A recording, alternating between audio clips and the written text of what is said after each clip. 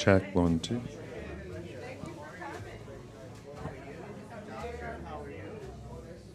Check 1, 2.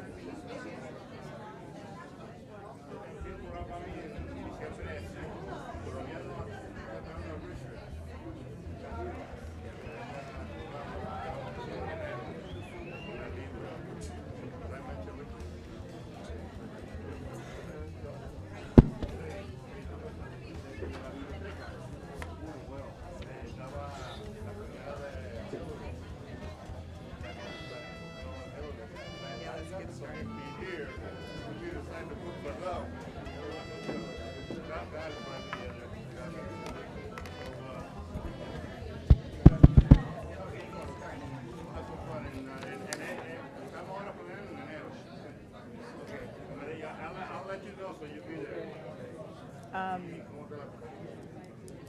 don't you come up?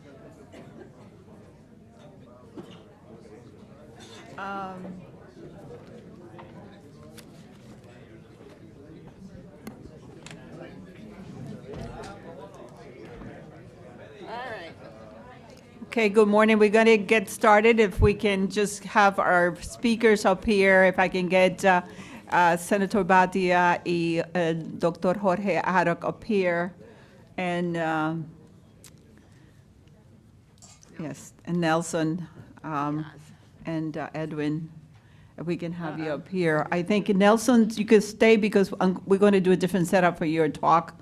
So good morning, everyone. Welcome. Bienvenidos. Buenos días.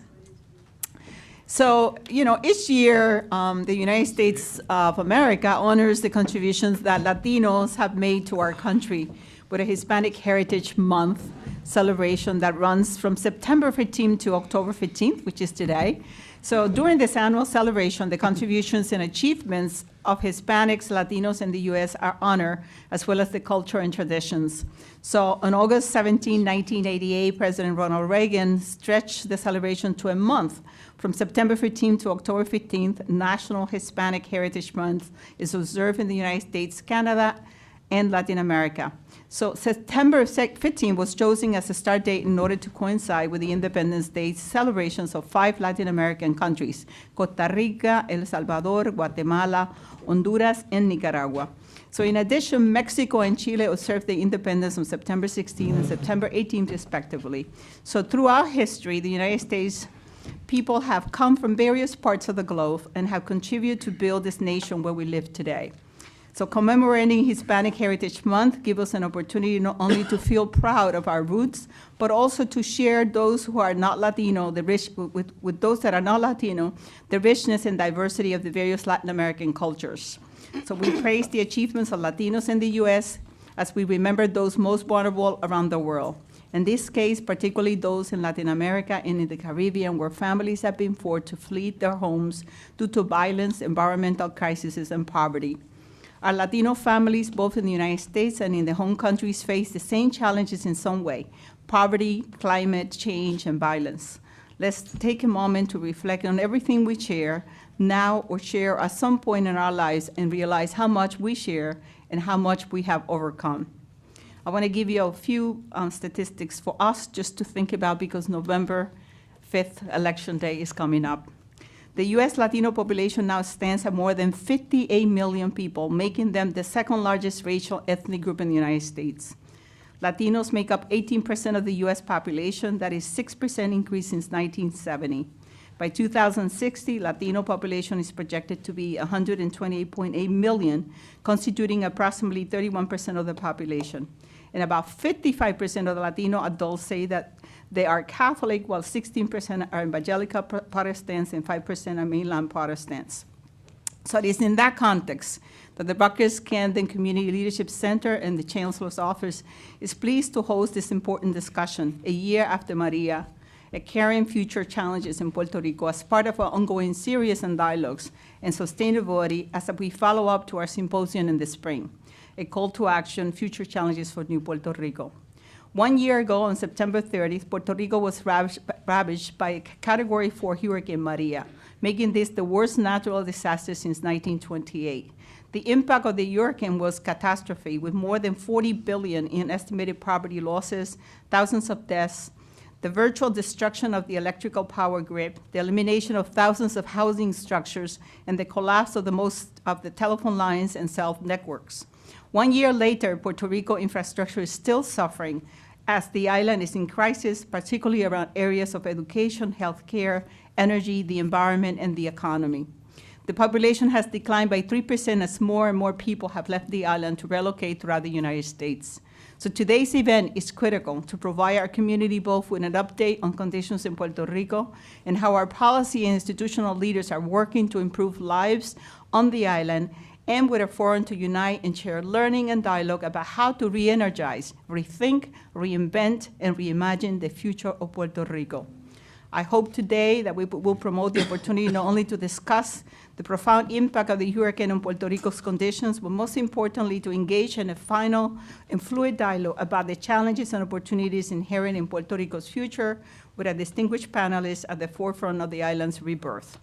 The Honorable Eduardo Batia, Puerto Rican Senator and past President of the Puerto Rican Senate, Dr. Jorge Haddock, the new President of the University of Puerto Rico, Dr. Edwin Melendez, Director of the Center for Puerto Rican Studies at the University of New York Hunter College, and the Honorable Nelson Diaz, partner at Dilworth Paxton, former Philadelphia City Solicitor and Judge, and former General Counsel of the U.S. Department of Housing and Urban Development in the Clinton administration. As you know, Jose Diaz had just released his new book, memoir, Not From Here, Not From There, No Soy de Aquí, Ni de Allá, published by Temple University Press, and he will be speaking about his book and signing copies during lunch, so please feel free to purchase the book. So, no pressure, but I did an endorsement on the book, and we will be discussing that book this morning. So, without no further ado, I would also like to tell you that after lunch, we will be signing an MOU with the University of Puerto Rico. We, of course, no pressure on that one. But we feel that we have to take advantage that the president is here to begin a collaboration with the University of Puerto Rico around the areas that I mentioned. And so I want to thank you all for coming, and let me take a minute to introduce our fearless leader, our Phoebe Hatton, our chancellor of our campus.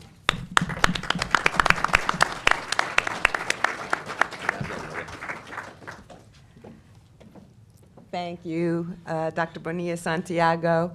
And I would like to say that as part of this Hispanic Heritage Month, we've had a number of wonderful events, including on Friday, Dolores Herta was here, and we danced and sang and protested, and it was just a wonderful, wonderful, wonderful opportunity to celebrate. Rutgers-Camden is really proud to host these kinds of important conversations.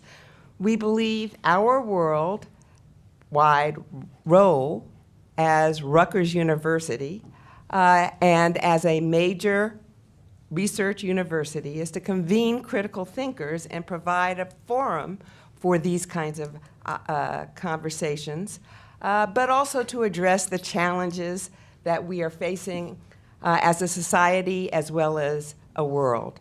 The ongoing crisis in Puerto Rico remains an American crisis.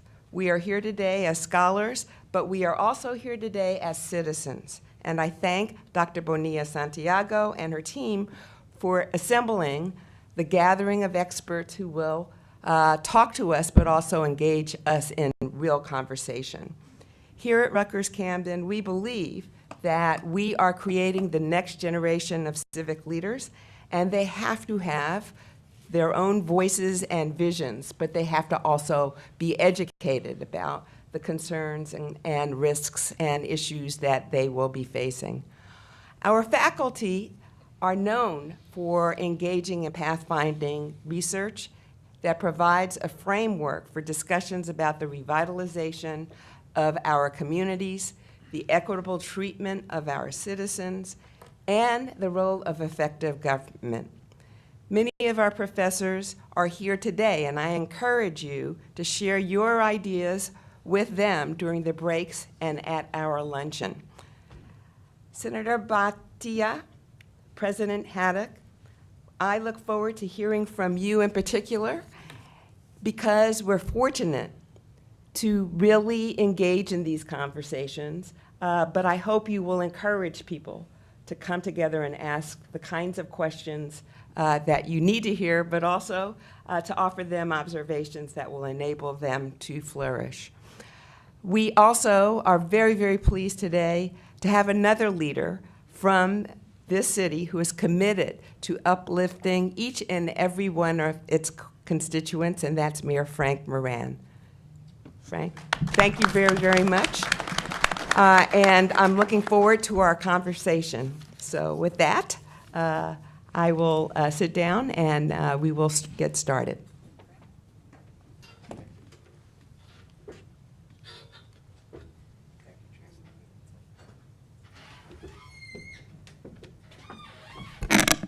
Thank you, Chancellor, and buenos días a todos. Good morning to all. Good morning.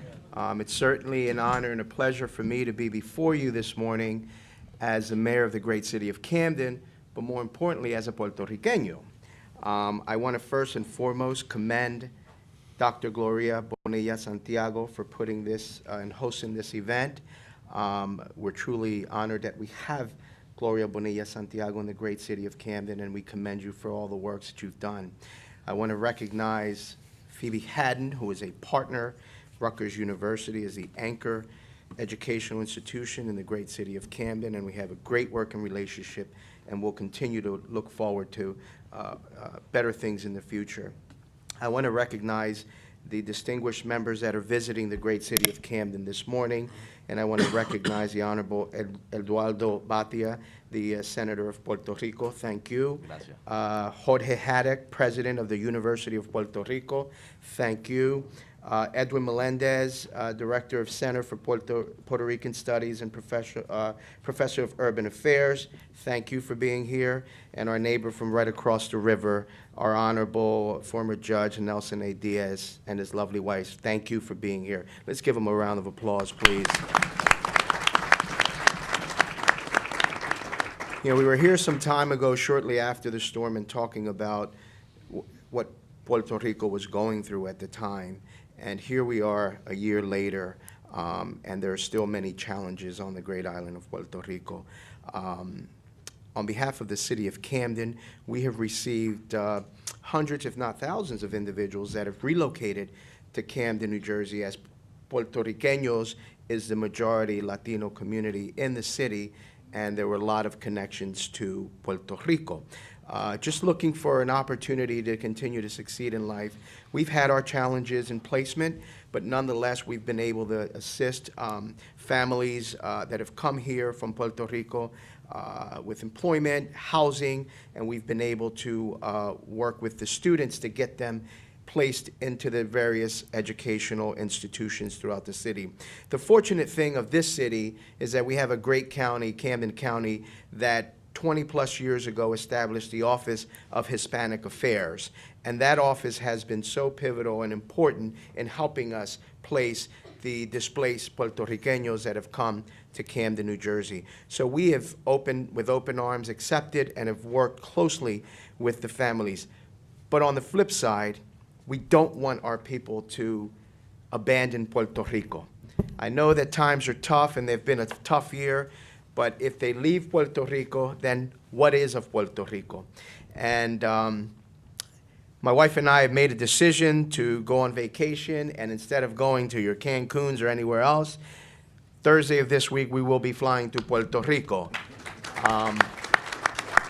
For numerous reasons, obviously to enjoy the sun and the beauty of our great island, but more importantly to see firsthand where Puerto Rico is a year later.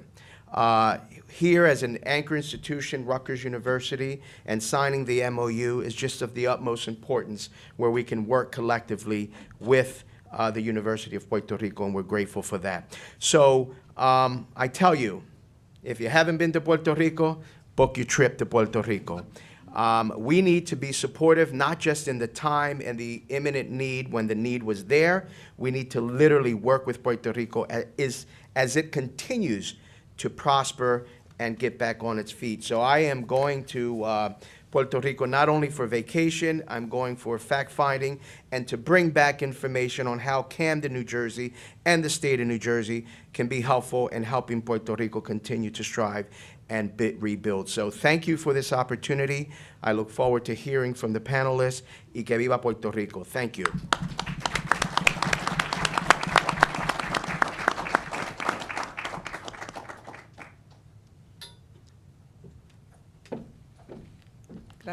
Gracias, Mayor. It's always indeed a pleasure to have you here with us. I also want to acknowledge Eric Garfinkel, who is the Vice President for Rutgers Global, and he's in the back, and he's a great partner and a great support to this enterprise and this great partnership that we're beginning. So let me take a few minutes to introduce. He doesn't need no introduction, but I'm going to give you a little bit about Senator Batia. the Honorable Eduardo Batia. He's actually was the president of the Senate when I met him in Puerto Rico. And I met him when I went to Puerto Rico to do a partnership with Fort Rutgers to start a community development initiative there. And he right away welcomed me, and of course, we began a long relationship to talk about a bill to begin charter schools in Puerto Rico. And we did all the research, all the work. We spent almost 2.5 years, almost 3 years doing all the work. And of course, the new party got elected, a new governor got elected, and of course, they took all the credit for that work. And of course, a year later, I'm invited back to Puerto Rico by the new governor and the new secretary of education to support those efforts. And of course, I had to remind them that they had to give credit to where credit was due, which was to the senator who had done so much work in the island. So, and I'm hoping that he runs for governor in the next election because I'm hoping to support him. So, with no further ado, I brought him here because I want him to tell us a little bit about what can we do in terms of the politics and the economic impact of what Hurricane Maria has done to Puerto Rico 1 year later.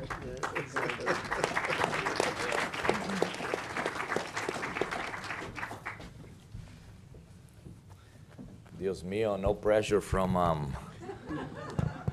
Gloria. You know Gloria, right? Yeah, we all know her. Happy to be here. Chancellor Haddon, thank you so much for having me here at Rutgers. I feel part of the family. Dr. Bonilla has been putting together these leadership courses as part of the working with the different. They are activists, they are leaders, they're working with poor communities in Puerto Rico, and I want to thank her for that effort because I think we're that partnership between Rutgers and the Centro para Puerto Rico has been wonderful, and we were able to support that as part of the work I did in the Senate, and we're seeing now the results. Just 2 years later, we're seeing the results of so many leaders trained by the program at Rutgers already having an impact on the community. So thank you so much for that effort. Mayor, thank you so much for being here. I'm under pressure now because you're here. Elected officials get intimidated by other elected officials, so I'm here, and I would love to welcome you in Puerto Rico next Thursday. So look forward to it. I know Eric just flew in from Botswana. And that's wonderful. Thank you for being here. I know you have some time lapses here in terms of the hour, but always great to be here with you. And I'm here with three friends. President Haddock has been president of the university for 6 weeks. So we are looking forward to his leadership. I think in the last 6 weeks he's already getting a lot of support from faculty and students, and we look forward to working with him under his leadership. He has 11 campuses, so he presides over a system that has 11 campuses and a wide range of issues that he has to deal with. And I'll go into it a little bit, but in terms of budget cuts as a result of the fiscal crisis of Puerto Rico, his budget has been slashed by a little bit over a third, and that's a lot of money. That's a lot of resources, and so part of his job is Puerto Rico needs a real leader at its university, and he is the right person for the right job. Así que, President, we look forward to it. Edwin is the provocateur at large. Edwin provokes the nation, provokes the world to think about Puerto Rico. He comes from Hunter College, and Edwin always has something to teach everyone. He puts together the most thoughtful presentations and ideas. So thank you, Edwin. It's always an honor to be here. And Nelson Diaz is like a brother, a father, a mentor, a friend. Así que if you have not bought his book, you should buy his book. Let me do something really quickly. I'm going to try to go quickly over my slides. And I use the word provoker or provocateur, as they use it in France. That's what I want to do in my slides today. I want to talk about 3 different storms, 3 different hurricanes. One hurricane that has lasted for about 100 years, one hurricane that has lasted about 20 years, and one hurricane that we just celebrated, or not celebrated, but had the anniversary, the first year anniversary of that last hurricane. And I'll just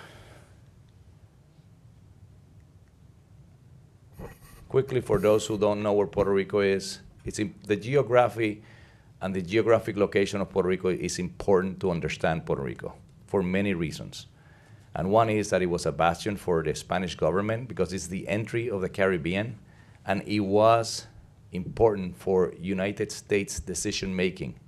So it's important that you know, as we start our conversation, exactly where Puerto Rico is and why it was so important for the United States to establish itself on the island.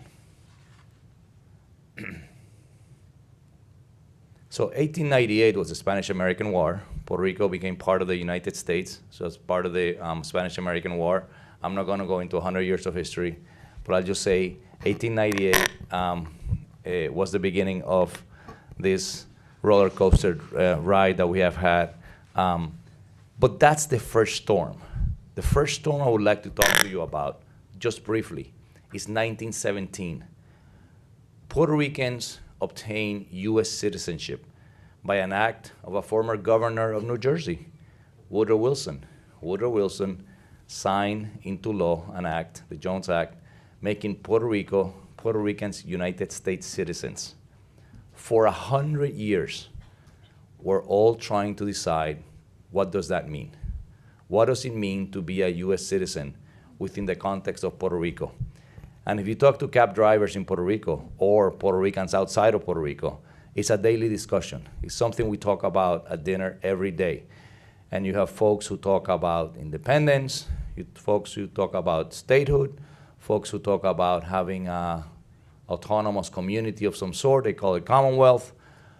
But they all sort of consume themselves for the last 100 years. And in the meantime, the story has not, for some reason, made it enough in Washington, D.C., where the decision has been basically don't even touch the issue. Puerto Rico is basically property of the United States. They call it the Territorial Clause. Article 4, Section 3 of the Constitution of the United States says the United States Congress can dispose of, can make rules and regulations and dispose of the territory and other property of the United States. And Puerto Rico has been placed under property of the United States. So the idea of Puerto Rico being a state, being an independent country, or developing some sort of enhanced commonwealth, I think is completely out of the question for anyone in Washington, D.C. It has not been dealt with, and it should be dealt with. And this is something that if you want to talk about it later, we can have some questions and answers about that. But I would call that storm for 100 years has divided up the politics of Puerto Rico and has made us sort of go back and back and back instead of moving forward. We still have a long way to go in terms of resolving that very first storm that has lasted, again, 100 years. Between 1940 and 1996, the United States policy for Puerto Rico was making it less of an agrarian economy, more of an industrial economy. So pharmaceutical companies, mostly from New Jersey, moved down to Puerto Rico in herds. Puerto Rico became the number one manufacturing hub in the world. Puerto Rico was producing 1 of every 4 pills in the world. 1 of every 4 pills consumed in the world, just think about it, was being produced in Puerto Rico. Most people think of Puerto Rico as a great tourism destination. Tourism is about 6% of our economy. Manufacturing was over 50% of our economy. So Puerto Rico kind of abandoned agriculture and moved into manufacturing. Now in 1996, this is where the second storm starts, the United States government, again unilaterally, decided to take away an incentive. It was called Section 936. Whether you like the incentive or not, the point is that it was taken away without a substitute. And the economy of Puerto Rico, clinging on that 50% manufacturing, suddenly found itself without a resource to kind of develop its economy. And ever since 1996, the economy of Puerto Rico, it was a 10-year phase-out, has been trying to decide what to do. How do we redo our economy? How do we recreate our economy? So storm number 2, that's an example of the pills we produce in Puerto Rico. Manufacturing jobs in 1995, 180,000. Manufacturing jobs in 2015, 80,000. Just think about it. In terms of loss in revenue, if you had 100,000 people earning about $100,000 a year, which is the average when it comes to manufacturing, that's basically $10 billion in total wages. If you tax that at 25% income tax, that's $2.5 billion in revenues that we were not getting. So some people say, oh, how come you're broke? There you go, that's why we're broke. We're broke because the people who were supposed to be generating income for Puerto Rico are not there anymore, and are not there anymore by a decision made by the US Congress in 1996. And we warned them, and we told, and we said it, and we yelled, and we screamed, and so many of us attended Congress saying, this is unfair, this doesn't make any sense because there's no transition. So that decline, that economic decline, has brought along with it a series of decisions. First of all, the government of Puerto Rico, like most governments, Mayor, sorry, most governments do not react quickly. So the government of Puerto Rico kept spending the same amount it was spending. If you look at the lines there, the green line is what the budget was supposed to be. The blue line is what the revenues were, and the red line is how much we spent. That's a 12-year period. Puerto Rico borrowed in that 12-year period $22 billion just to run the government, just to keep the government running. No major decisions were made on austerity. No major decisions were made on sort of right-sizing the government. So there you go. Between year 2006, when the incentive went away, when the 936 incentive went away, to 2015, we almost doubled our debt, which is 60%, but 2/3. And most of that debt did not go into building infrastructure. It went into payroll, which is, you don't borrow, Chancellor, you probably know that, you don't borrow to pay for payroll. Borrowing for payroll is like borrowing to go to the supermarket. You have to eat every day. If you don't have money to eat and you keep borrowing, you're gonna have to pay for it at some point. So that's sort of a major hurricane again that we have had to deal with. Most bondholders started to notice in 2013 that there was a problem. Houston, we have a problem in Puerto Rico. I don't think they're gonna be able to pay. And ever since that first article came out in Barron's, that front page article, it kind of, boom, everything went under after that. I would say, and let me be clear about this, I would say Wall Street had a lot to do with it. Wall Street was lending and lending and lending and lending to Puerto Rico with credit ratings that Puerto Rico did not deserve at the time. So they were actually giving credit ratings to borrow, and it was just the wrong thing to do. And I think at some point we have to look into sort of sharing the blame of what goes on in Puerto Rico. Government employees. We started taking some actions. I don't know of a single jurisdiction in the United States that has a reduction in payroll the way we have been doing it in Puerto Rico. We're eliminating government employees left and right, but we're also reducing expenses as well as increasing revenues. We increased our sales tax from 7% to 11.5%, and all of these actions that we're taking are not making Puerto Rico more friendly, are making it less friendly. So people decide to leave. People decide to go elsewhere to get jobs, number one, and number two, to pay less taxes. Then we could not file for bankruptcy. We're not a foreign nation. We're not a sovereign nation. We cannot file for bankruptcy under the IMF, International Monetary Fund, but we're not a state of the union. So we cannot file for bankruptcy under the US bankruptcy code. So what, I can't use the word in front of the chancellor. What beep are we? What are we? What the heck are we? Excuse me. I want to say hi to the kids who are there. What are we? So finally, in the year 2016, Congress comes up and says, okay, we're going to allow Puerto Rico to file for bankruptcy. And in the process of creating a bill, and of course, if you couldn't file for bankruptcy, you couldn't have a hand to negotiate with your bondholders. And part of filing for bankruptcy is not just saying, ha, ha, ha, I fooled you. It's just saying, let's have a level playing field. Unless you actually make some concessions for me, I want to file for bankruptcy. So it was kind of a negotiating mechanism. So anyhow, let me move fast on this. Promesa was 2016. It was an act of Congress. But Promesa came, brought with it two things. Brought two things. Number one, Puerto Rico now has the right to file for bankruptcy. But number two, we have a 7-person board, oversight board, that makes all the decisions, all the fiscal decisions over Puerto Rico. If that is not a colonial board, I don't know what it is. We are offended by it. We are seriously hurt by it. The power struggle it's going on between the government of Puerto Rico and the junta, it's called the junta. It goes on day in and day out.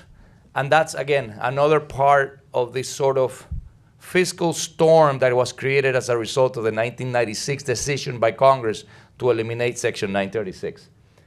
1 in 2 people in Puerto Rico are under Medicaid. Our poor need health care. So part of the money, unlike the states of the union, if you look at the red bars, that's how much money the state, the Commonwealth of Puerto Rico, or the government of Puerto Rico puts into health care for the poor. That's a much larger share of the budget than any state of the union. And we're not getting, we have federal mandates, but we don't have federal resources to pay for our health care. Boom. Then comes President Trump and makes it a political issue. Democrats are trying to bail out insurance companies from disastrous Obamacare and Puerto Rico with your tax dollars. The Democrats want to shut government if we don't bail out Puerto Rico. This was the storm that was brewing right before Maria. How are we going to deal with healthcare in Puerto Rico? We're having a lot of folks, older folks, who are actually moving out of Puerto Rico, and we're arguing to the federal government that it costs more to deal with a patient when they come here than when they stay in Puerto Rico. So it makes sense to keep them in Puerto Rico at their communities if we can actually fund it. So I'll move quickly. September 20th, the hurricane.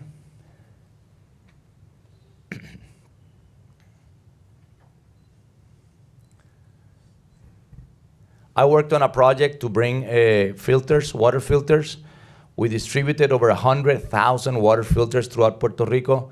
The problem was we had no electricity for so long that people were actually dying from leptospirosis, which is basically from drinking water that has been contaminated. So with basically a $25 filter, we could actually save, and we did save, thousands of people from getting this bacteria. We put these cisterns throughout Puerto Rico. But then you had the reaction of the president. We cannot keep FEMA, the military and first responders, who have been amazing in Puerto Rico forever. This tweet came like 3 weeks after the hurricane. FEMA was in Miami for Hurricane Andrew for 21 years. And 3 weeks later, he's already saying that he has to move out of Puerto Rico. That makes no sense. And he gave the wrong message right after the hurricane to first responders and FEMA professionals who were down in Puerto Rico. I can go on and on and on. I'm not going to do it. But then FEMA admits itself that they were not ready for Puerto Rico, that they did not follow their own protocols, that they did not do what they were supposed to do. So I would say now the third hurricane, of course, I spoke about the first one being the whole citizenship issue, the second one being the economic issue, which we have had to bear over the last 20 years, and the third one being this actual hurricane. This one brought with it its own issues, which we're dealing with.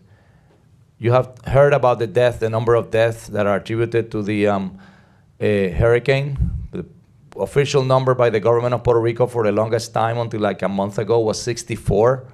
The New England Journal of Medicine says it's 4,645. Between 64 and 4,645, there's a huge number. And when you talk about the New England Journal of Medicine, it's not just any tabloid. It's a very serious academic journal that needs to be looked at. Just to give you an idea, Hurricane Katrina, the number of deaths in Hurricane Katrina, which we consider to be the largest disaster in U.S. history, is 1,200, 1,200.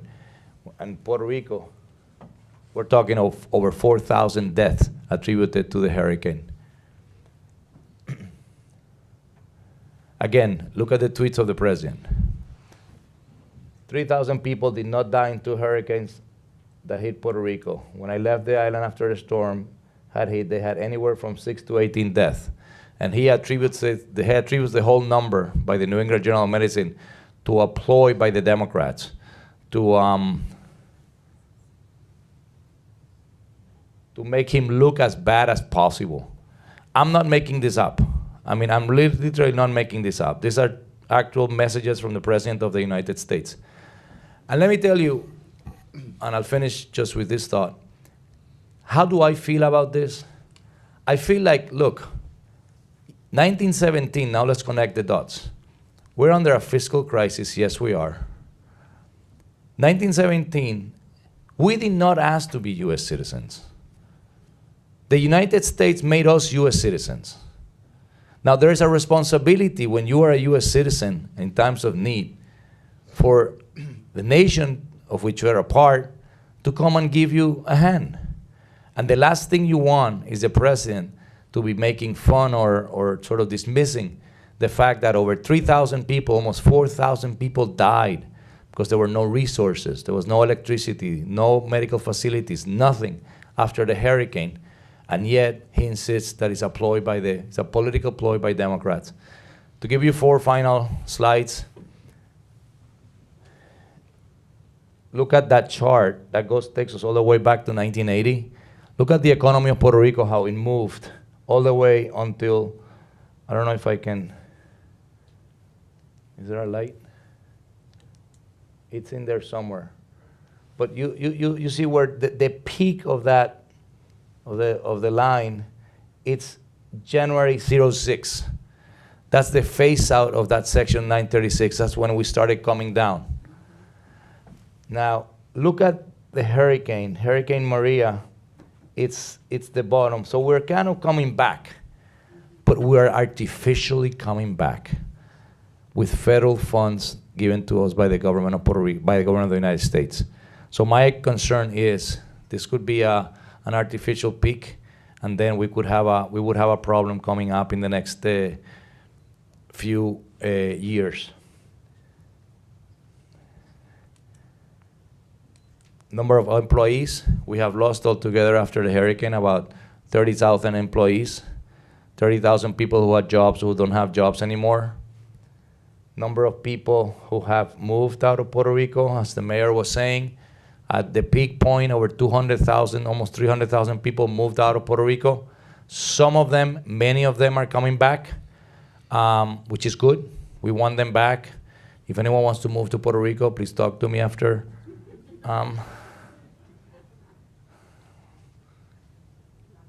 The last one. Okay, so you see, in November is when the majority of the people had left, but then slowly they are coming back, and that's good. We keep track, by the way. This is very funny. I was like, how are we going to find out how people, if they leave or come back? We're tracking their cell phones. Cell phone companies are telling us where are they originating their calls. So Big Brother is watching you. Believe me. You were going to say, oh, we talked to the airlines. No, we're talking to the cell phone companies. They don't give us names. They cannot give us names, but they can give us the bulk. I can tell you with precision in what street, in what city most Puerto Ricans went to. And I can give you, street numbers. I mean, it's really fascinating the amount of information that technology companies have on all of us. Wow. But now, this is the final graph I'll show you. This is what scares me the most. This is what's keeping me up at night. The purple line, that's how much money the federal government has already disbursed in Puerto Rico for aid. The orange is how much has gone to Puerto Rico contractors. My God. They're not only bringing the money, they're bringing their own contractors. My concern is, darn it, we have unemployment. We have our own contractors have been in a recession for 20 years. This is a great opportunity to rebuild the economy as well. Why don't you hire our own people? Answer, because they are not certified. Lie, they are all certified, federal certified, all of them. I have looked at every single one of them. They have all been certified by the federal government to be contractors and to be able to bid. So, to finalize my words, what keeps me up at night? The fact that so much money is going to go into Puerto Rico for rebuilding, but the Puerto Rican contractors are not being a part of it.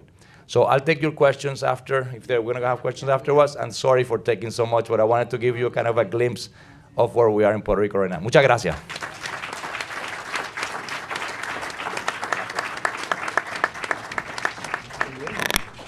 Gracias, Senador Batia. So, he talked about some emerging markets in Puerto Rico, and I think we're going to open up after a third speaker for questions and discussion. But one of them that he spoke about was tourism, and the second one was technology and the need for jobs. And the third one that I'm going to add to the list is higher education. I really believe that that's an incredible emerging market, and we have a wonderful opportunity to join our President Jorge Haddock in supporting his efforts. We know he's only been there 6 weeks, but we know his task is big, and we welcome the challenge to support you. Presidente Jorge Haddock.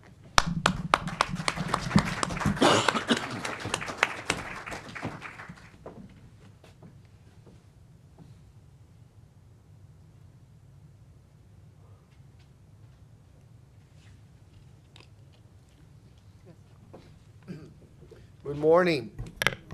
Buenos dias. It's great to be back in Camden. I was here a few years back and fell in love with the campus. I think Dr. Bonilla has been a great friend, professional and now personal friend, so it's great to be back. I really like to thank her and so many people for giving us this opportunity. It's a tough act to follow.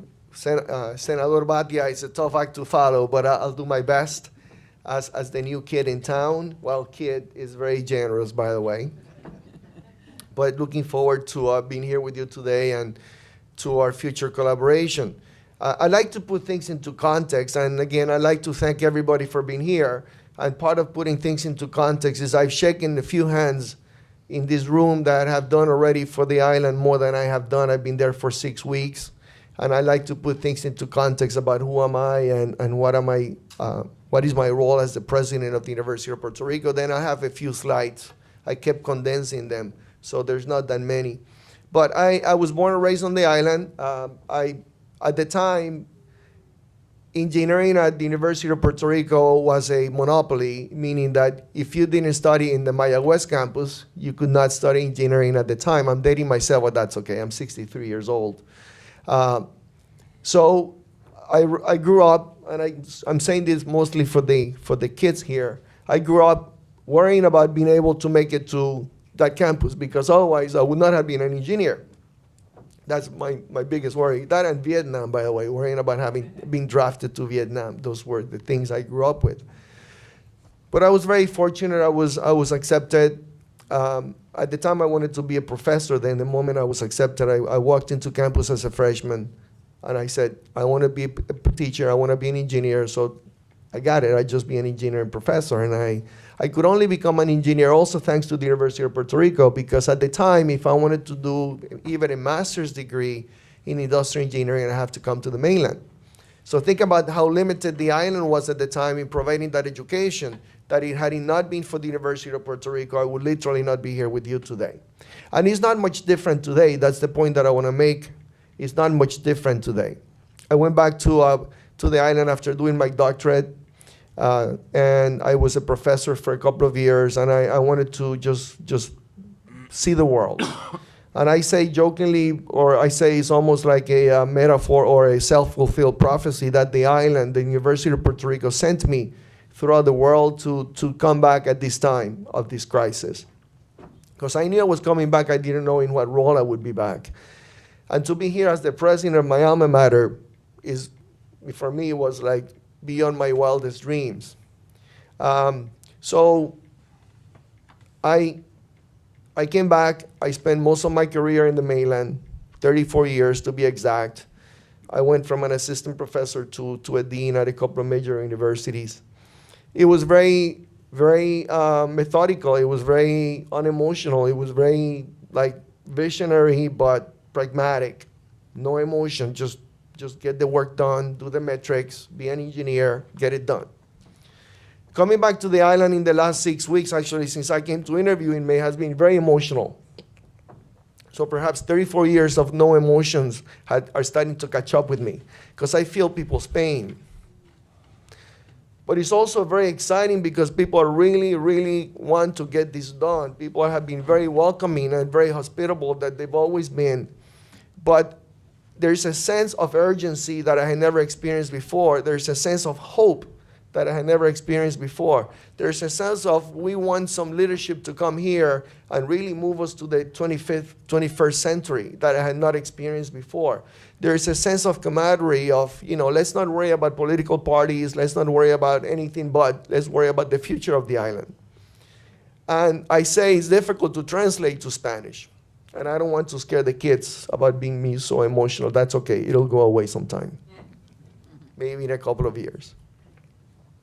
But there's no way to translate this to English, which is there's not only people really want to really serve, they really die for serving. And die as a metaphor. They really no se esmeran en servir. Ellos se desviven por servir. It's not easily translatable.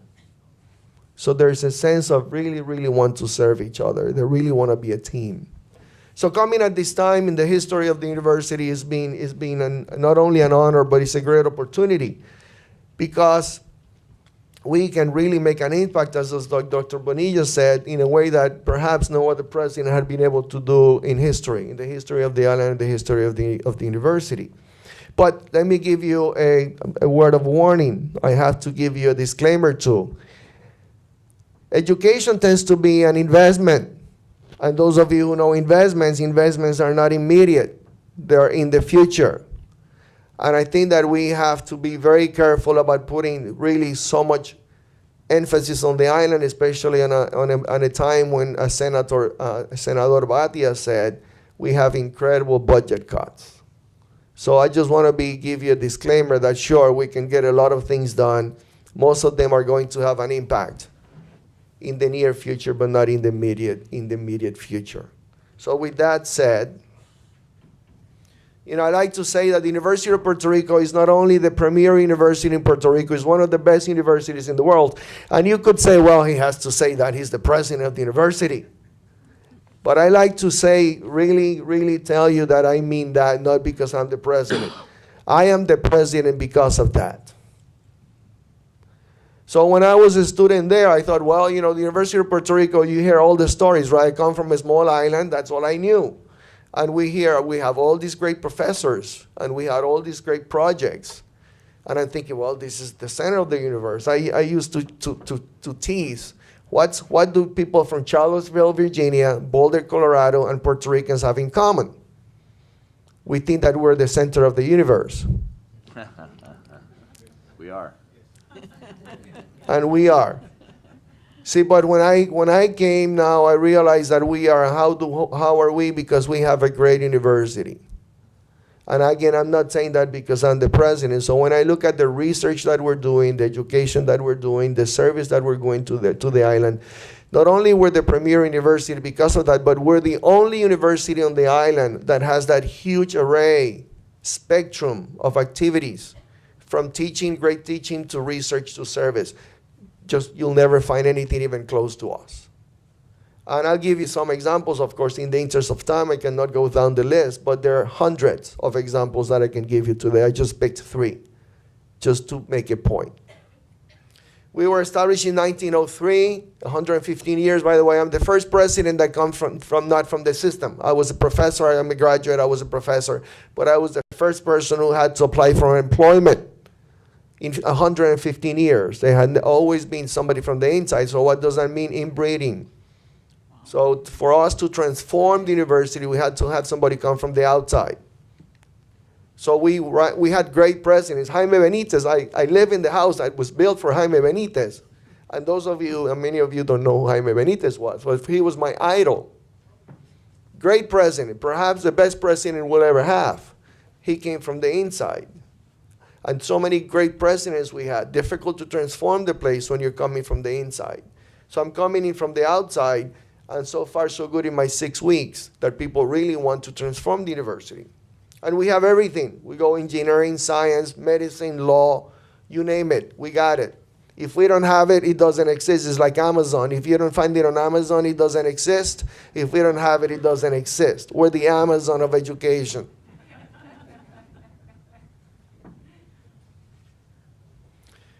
So again, we heard a lot about Hurricane Maria, so I'm just going to go. I mean, I had the slides, so I don't want to spend time on this. I'd rather spend the time on the answers, on the Q&A, but this is what I found. The university was open. Many people say, and even the accreditation board that came last week, they said that many people that had no water or electricity, they just refuged themselves at the university because we were open within days, within a couple of weeks, the university opened.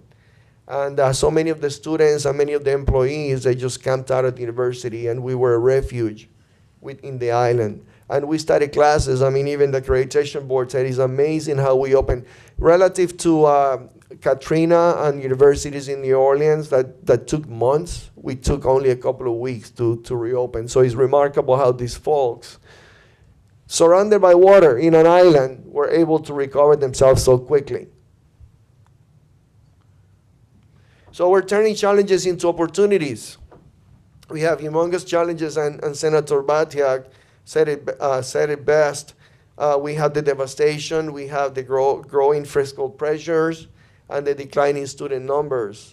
But we also have great opportunities here. We can do at the university what no other president could do because we're in a crisis. And we often say, don't let a crisis go to waste. We cannot let this crisis go to waste. And we can transform the university now the ways that people knew they had to be transformed perhaps for decades. But now, because of the urgency, we can do things that no other president could have done in the past. No pressure on myself, right? So we have a vision that, again, my job is to really create, when you look at these great organizations, they had to face reality. And there's a great book that I recommend. It's called Good to Great. And it's been documented not only in that book, in many, many other publications for many, many years.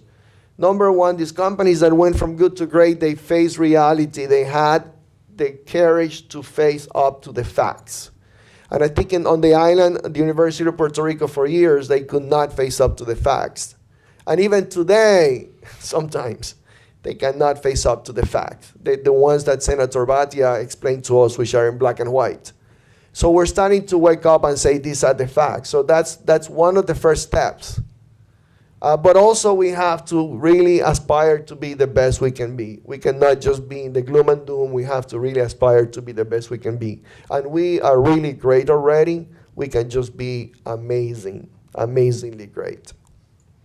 So we really need some additional funding. We need some philanthropy. That philanthropy culture has not been nurtured at the University of Puerto Rico. So we need more philanthropy. And we need more external funding. A lot has been said, and I talk to people every day. They have great ideas, and again, I'm not going to be the guy who rains on their parade because they really want to contribute. They really want to make a difference. So I'm not going to rain on their parade, but most of these ideas, the money would come in and the money would leave. So sure, we'll do it, but it's not going to solve our problem. We need money that comes in and just is used for what we needed, which are the existing needs of the university. We also need to have a continuous improvement of the academic offer, a lot of online education that we'll be talking about today with the faculty and the folks here at the university, because distance education has not also been really explored to the extent that it could be explored. And then lean management. Lean management, for better or for worse, is what I devoted my life to as an industrial engineer, as an academic, and as a consultant. And we have a lot of opportunities to really do much better than what we do already. So we have a lot of opportunities to reduce expenses so that we can run the university effectively and efficiently with less bureaucracy. It's funny that if I tell people, raise your hand if you're okay with the bureaucracy, no one would raise their hand. I say, raise your hand if you want less bureaucracy. Virtually, if not literally, everybody raises their hand. I said, you know what it takes? Discipline. Again, it's been documented. This is not Jorge Haddock speaking. This is years and years of studies. So we're creating a disciplined culture that would create these opportunities for lean management. So we develop new entrepreneurial activities to generate new income. I'm creating three new vice presidents. You're thinking, oh my God, more bureaucracy. No, we just created an organization that was created to spend $1.3 billion budget. But that organization had little on creating new revenue. So I need to adjust that organization by shifting resources around. And some of those resources are shifting into creating new activities. One is philanthropy. One is new academic programs, including online. And there's another one on recruitment. We do too much admissions, not enough recruitment of students. So those are some of the areas. So we're looking at government and university partnerships, like the one that brought me here today to Rutgers, consulting services, and academic programs for non-traditional students. So let me give a couple of examples, and then I will sit down. We on innovation and entrepreneurship, just a couple of weeks ago, we created the first. The senator talked about Puerto Rico being the number one pharmaceutical destination in the United States until recently. So now we're creating some pharmaceuticals from within the island. So ABQ Pharma is a company generated by 4 professors from the medical campus of the University of Puerto Rico. And that's one of our hopes, that it just is followed by many other companies of this sort, that we're creating our own companies that are generating new revenues that are staying on the island. Another one is a food science and technology program at the University of Puerto Rico, Maya West, my alma mater, where we are just supporting the local entrepreneurs in the whole supply chain management, including the marketing strategies for those. I'm just going to speak at their conference in a couple of weeks, and this is really what I'm going to be talking about. They invited me to be the keynote speaker, mostly on behalf of this initiative that they have. You know, it's like a wedding, right? My daughter gets married, my wife does all the work, and I do the speech. The same happens at the university. These people do all the work, and I do the speech. That's the best joke I have all morning, guys. At least laugh. Come on. I'm not a funny guy. INESI is one of our greatest sources of pride. INESI is on energy, and think about that. Here we have. I could speak about this all day. I won't, but I could speak about this all day. INESI is about serving the island, creating a network. And some people already said we don't have a very reliable, our network failed. Virtually everybody on the island was without power. Only people who had their own generators had power for hours, days. And then obviously it came back slowly. But so we need a reliable, resilient network, energy network. So INESI is helping with that. And so we can be, and our plan is to be the epicenter, the center of the world on energy, research, teaching, and service, the whole spectrum, not only for the island, or for the world. Because we have now the solar energy, the wind, all the renewables. We are in the perfect situation. And the senator spoke about Puerto Rico being in a perfect geographical location for the Spaniards and for the United States militarily. But we're also now in a very enviable position because we're between the two worlds. We're between the speaking Spanish world and the English-speaking world. We are in a perfect location, not only geographically, but politically and socially. That is enviable. So we're going to be the center of the universe when it comes to energy, to research, to test bed. There's many of these technologies that don't have data. There's no way to get the data, so we're going to provide that. And we're looking at a $200 million institute to be established on the island, to be not only the epicenter for the island, but for the world. So you're going to hear a lot about this. You know, we're really talking about Elon Musk and Tesla creating the first solar truck on the island. So we're really ambitious with those plans. And this is an opportunity that we have, because I came here to say, sure, you know, thank you for what you're doing. Thank you for your continued interest in supporting the island, but there's also an opportunities for us to there are opportunities for us to give back. And I just gave you one example. Inez is an opportunity for us to give back to the world and to New Jersey and Rutgers. But here's another one. I just visited before I got on a plane to come here. The Molecular Sciences and Research Center.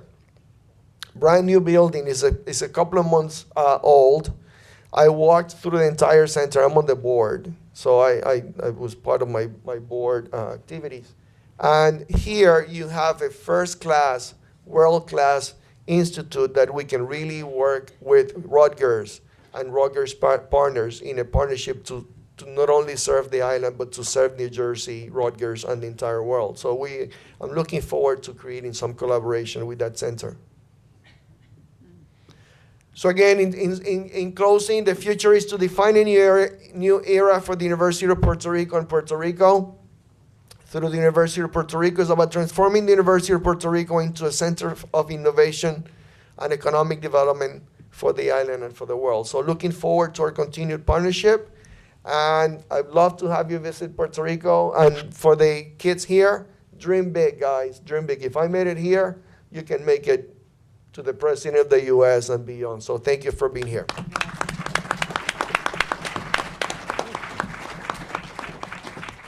Thank you so much, President Haddock. So the next speaker is Edwin Melendez, Dr. Edwin Melendez, Director of the Center for Puerto Rican Studies and Professor of Urban Affairs at Hunter College. And he will talk a little bit about the impact of the migration. Edwin, bienvenido.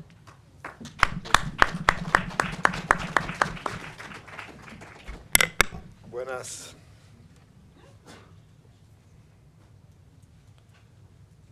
There we go. Okay. And this works? Yeah. Okay. Fantastic. Buenos días. Buenos días. We're doing good. So the good thing about being third in this panel, distinguished colleagues, and it's really wonderful group of leading experts in their respective fields, is that most of my presentation have been already set. So I'm going to stroll through it and go as quickly as I can, and see if we can have a Q&A that where we can expand a little bit on your thoughts and questions. So thank you, Gloria, and all the leadership of the university for the invitation. It's a great pleasure to be here. First thing I want to point out, as prior speakers have emphasized, is that there were intermingling crises prior to the Hurricane Maria that is important to understand. I'm not going to repeat the whole history, but it's important to know that we were immersed in both an economic and fiscal crisis prior to the storm that resulted in a humanitarian crisis. Puerto Rico has almost close to 50% of its population in poverty by U.S. standards. And that's not going away with Maria. It actually aggravated since then. And we were in a political crisis, being PROMESA and the enactment and the appointment of the Fiscal Oversight Management Board, exhibit number 1 in that crisis. And those three things have not gone away, but have been aggravated by Maria. And then came Maria. And Maria really changed everything, how we think about that, both on the negative side, the decline in the economy and all that we've seen, but also in the change of attitudes. Today, you cannot talk to any Puerto Rican that doesn't believe solar energy is the future.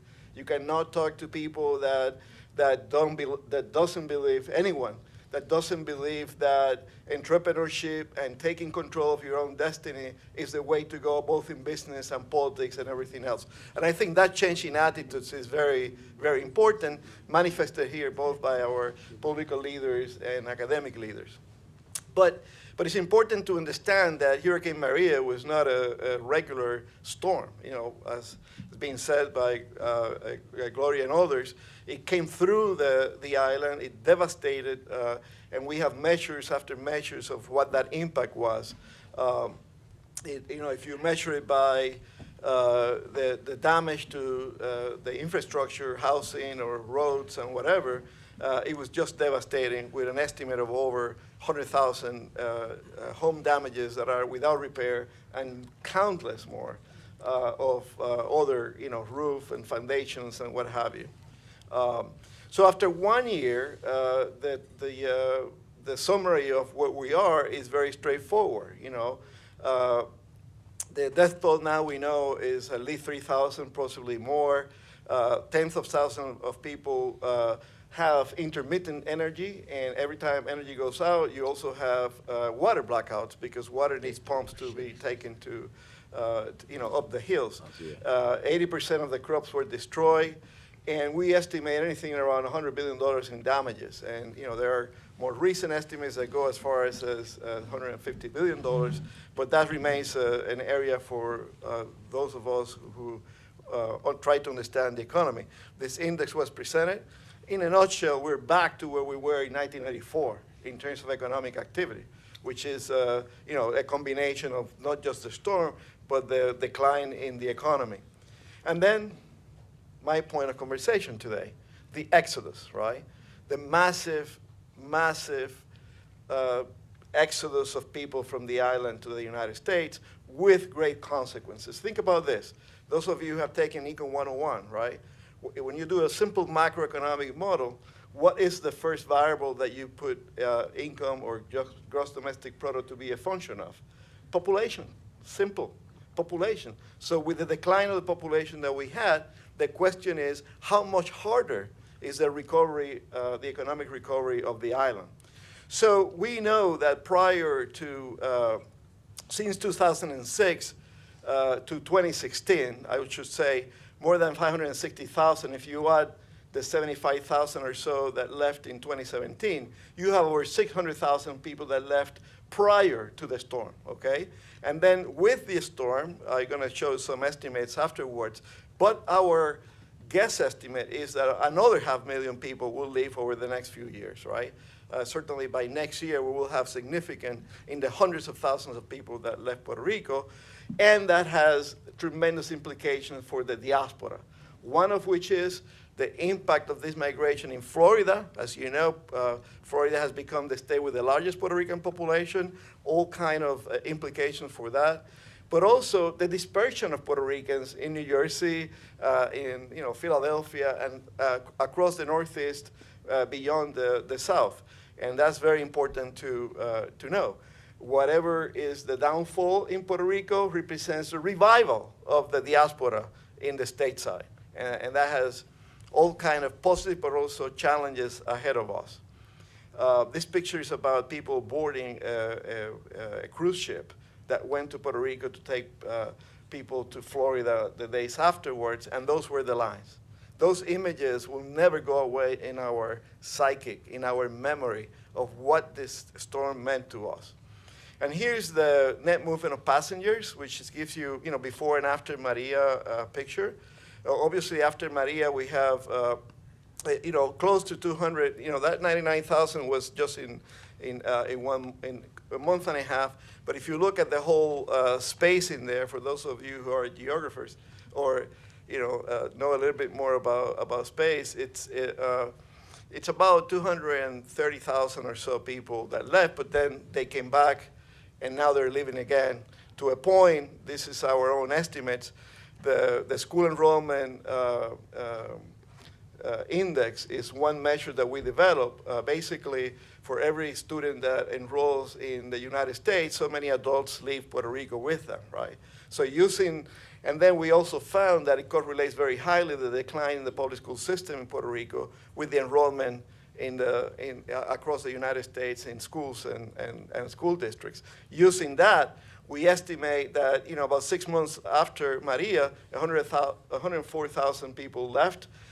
Now, a year later, about 160 to 175,000 people left. That's very significant uptick in migration when compared to years prior. You can see that the same measure a year prior to Maria was about 65,000 people on average living in Puerto Rico, so it's a significant uptick of migration. But this is a trend that was aggravated by Maria, but did not start with Maria. So this graphic shows you that if you look back at the onset of the economic crisis, there were about equal number of Puerto Ricans in Puerto Rico, the island, as there were statesides in the diaspora. Fast forward a decade, and what is this trend telling you? Those lines going apart means that all the demographic growth of the Puerto Rican population, and then some, is occurring in the United States, right? And that decline in population, that red line, is not going to go away anytime soon. It was exacerbated by Maria, but it's not going to go anytime soon. Why? There are 3 determinants for Puerto Rican migrants to come. Despite on top of the hardship of Hurricane Maria, reason number 1 is jobs, reason number 2 is jobs, and reason number 3 is jobs. If there are no jobs, why would we stay? How can we raise a family? And then the people who are there, right, people with bachelor's degrees are having 1 and 2 part-time jobs in fast food industries, okay, in the fast food industries and other like that. So if you think about your future, if you think about the future of your family, you move to the States. Oops, repeated graphic. So Gloria spoke a little bit about this. What that means is that Puerto Ricans, along with other Latinos, are the fastest growing ethnic groups in the United States, major ethnic groups in the United States. And that's very significant for the change configuration of the demographic of Latinos and Puerto Ricans in the United States. The distribution, it's not the same as before. I can compare this to what the footprint of the Puerto Rican population in the U.S. is, but suffice to say that Pennsylvania, New Jersey, and other states have received an uptick in migration that they were not expecting and that is new to their communities, right? So there is in many ways a revival, but many of this population came with all kinds of challenges to their social well-being, and that represents the challenges to our communities. This is a map of the FEMA claims of people that moved after the storm, okay? So you were in Puerto Rico, you had damages in your homes, and then you changed your address. And this is what that map reflects. We have another map, which I'm probably not going to show, about the people that went back. But this map is important because it tells you the dispersion of this Puerto Rican population. Now think about this. We don't have one district in the whole United States, stateside, right, that teaches Puerto Rican heritage and culture. Not one, right? So think about what it means when you disperse all these families throughout the United States. Think about what it means for political empowerment, political representation. If you're dispersed and our politicians come from districts where we are with a significant number of people that anchor that election, think about what it means to be dispersed throughout the United States. Oh, this is a map that I want to show you. But so there's been some going back to Puerto Rico, the red areas being areas that lost those FEMA claims, the blue being places that increased. So the dispersion continues on. So this exodus represents a challenge to all the localities, including Camden, by the way. Okay? It represents a challenge because these people need housing. Many of them need psychological services. You know, the rate of suicides in Puerto Rico went up. The despair of the people that have to move to the States is of great concern to us. They need employment. And more importantly, the one commodity that we in New York can just not offer, which is housing, right? So even in this area, Philadelphia, I know, has a great challenge with the new evacuees. Why? Because housing is hard for everybody, right? Especially if you're poor and you need assistance. Housing is almost impossible. So you have families doubling up in homes. You have government services that are, you know, our agencies are really, really stretched to the limit with all this population. And not to mention the problem of health care and all the transfers that come from Puerto Rico, many of them migrating because the health services in Puerto Rico are in their own particular crisis for all kind of reasons. So what represents sort of an increase in population in the United States has the other side, which is that Puerto Rico has lost a significant number of students and population. Okay, just last year we had 265 schools. I think the number might be a bit closer to 300 by now. Yes. Just last year. Yeah. Okay, so think about what it means. They don't know what to do with those schools. Some community groups want them for $1 to do whatever, but where are the revenues to sustain those buildings? Where were the programs? How many grades can you open? I think we have a solution for that. But the point is that it's creating great concern about the future of Puerto Rico and all this dismantling of the educational system and so forth, especially in the countryside. Because the countryside has fewer students, so they close more schools. And then they bus them an hour and a half out to an urban center. And imagine, these are the most vulnerable kids, right? With single mothers, growing up with grandparents and so forth. And these are the kids that need the most support, but they're closing their schools nearby. So anytime the bus leaves, how do you take care of that if the family doesn't have a car? So think about the implications of this devastation to the school system. This is a sort of data that shows that. I'm going to speed this up. I'll explain this more in a minute. So the question is, where do we go from here? So I want to propose here that the diaspora is a great resource. All those of us who live stateside is definitely tourism, spend your dollars there, but it's more than that. Okay, we need to develop certain networks to support what's going on in Puerto Rico that we didn't have before. And as a result of both the economic crisis and the impact of Hurricane Maria, the diaspora networks have strengthened. If you see the outpouring of support the year right after Maria, every group in every city collected resources, both money and other in-kind things that they sent to Puerto Rico, and that hasn't stopped. Then they went to repair, roofs, and then they're going to try to work with the civic sector to strengthen civic sector capacity. So I will propose that we need three things. The first one is to have a national advocacy coalition stateside, because we vote for members of Congress, we vote for the president, and we have influence over other elected officials to align with us for Puerto Rico, for the agenda. Puerto Rico is part of the United States. The Strafford Act covers us like it covers Texas and Florida, now the Carolinas, and every other region that has been affected by the storm. So we need to build that support. We also need a diaspora solidarity movement that has information networks that didn't exist prior and that we're starting to build. Because we need to communicate with each other before we can even think about a plan of action. If we want to mobilize to do political influence, you need to have, first, how do you talk to each other, right? So Centro has done some work on that, and that's what I want to conclude in a few minutes that I have left. So, and the third one is that we need to build a solidarity movement like Camden did, Rutgers-Camden, that goes directly to build capacity in Puerto Rico. The infrastructure for the civic sector to participate in all this is very weak. And we need to go from the civic sector here to the civic sector there and try to have those ties that are more directly people to people. So this is the federal appropriations. I'm not going to go too much into that, but they're about $30 billion in total. The purple line, which is the mayor appropriation, including both supplements to to Medicaid and the CDBG-DR appropriations, are just folding in, getting into Puerto Rico. The prior ones are the ones that, Senator Batia showed that most of the monies are not going to Puerto Ricans, residents in the island. So we need to change that. But look at this. Think about the diaspora and our capacity.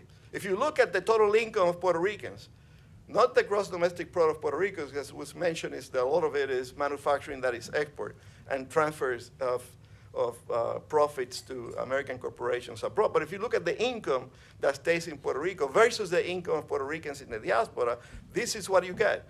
That of the 146 million in 2016, I need to update this graphic, about 26% of that is generated in Puerto Rico. That means that 3/4 of that is generated in the diaspora. So the question that I'm asking you all is, how do we tap into this great income potential, right?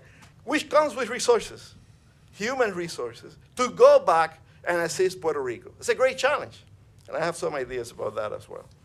So one of them is to build stronger communications hub, because we need that. And we have done quite a bit of work at that. One of them is that we put a few products that we think are making a difference in our community, but two of them are particularly relevant here. One is the Rebuild Puerto Rico, and the other one has to do with all the conferences that we do around the United States. We publish, we have archives and libraries, so we publish, we have a repository of news, so we organize that. We publish a newsletter that highlights all the changes in that. We have products, briefs, and other information that you all can find in our website. Request printed copy or download it and print it yourself. Those are examples of some of our recent reports.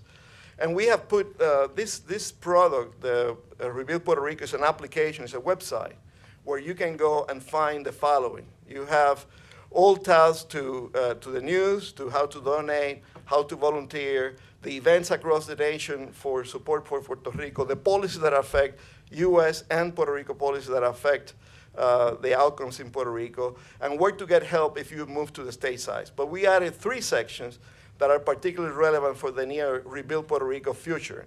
One is a director of people and organizations that organizations, other people can find each other. A data hub, which I will explain a little bit, and an exchange of resources, academic resources, church resources that go back to Puerto Rico and interact with them. And that's up and running. I encourage you to visit our website. This website, by the way, 2-3 weeks after the storm that we started with the whole question of where to donate, crashed every day, because we had tens of thousands of people trying to reach the information at the same time. That was the outpouring of support from communities throughout the United States. Super. We have to open, redundant servers and all kinds of things that I didn't understand at the time. But anyway, so if you go there, you find 2 maps right now.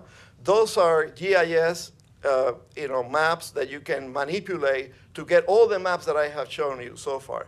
For example, the map in Puerto Rico, you can do simulations about what was the Hurricane Maria, flooding areas, or damage by flooding. Or what also, other roof and foundation damages that existed. And basically, what were the total homes destroyed. So the map that I showed you at the beginning can be constructed, and you can zoom into areas as down as the block level of census tract to find information. Why is this important? For planning purposes, for community visioning purposes, right? So we're partnering with civic organizations in Puerto Rico to make this tool available to them. The same thing with the diaspora. One question that everybody asks me is, who's the diaspora, where are we? So I'm just gonna give you a quick glance at it. We have over 125 parades and festivals. As you can see, that's the purple dot is pretty much concentrated where Puerto Ricans are. But imagine if we can tie all those into a marketing campaign. We can tie them in terms of products that they can purchase for Puerto Rico and all kinds of things about educating our children. We have elected officials now, over 135, I will say closing to 150, because Kissimmee went berserk and elected all the city council there is Puerto Rican now. So we're growing.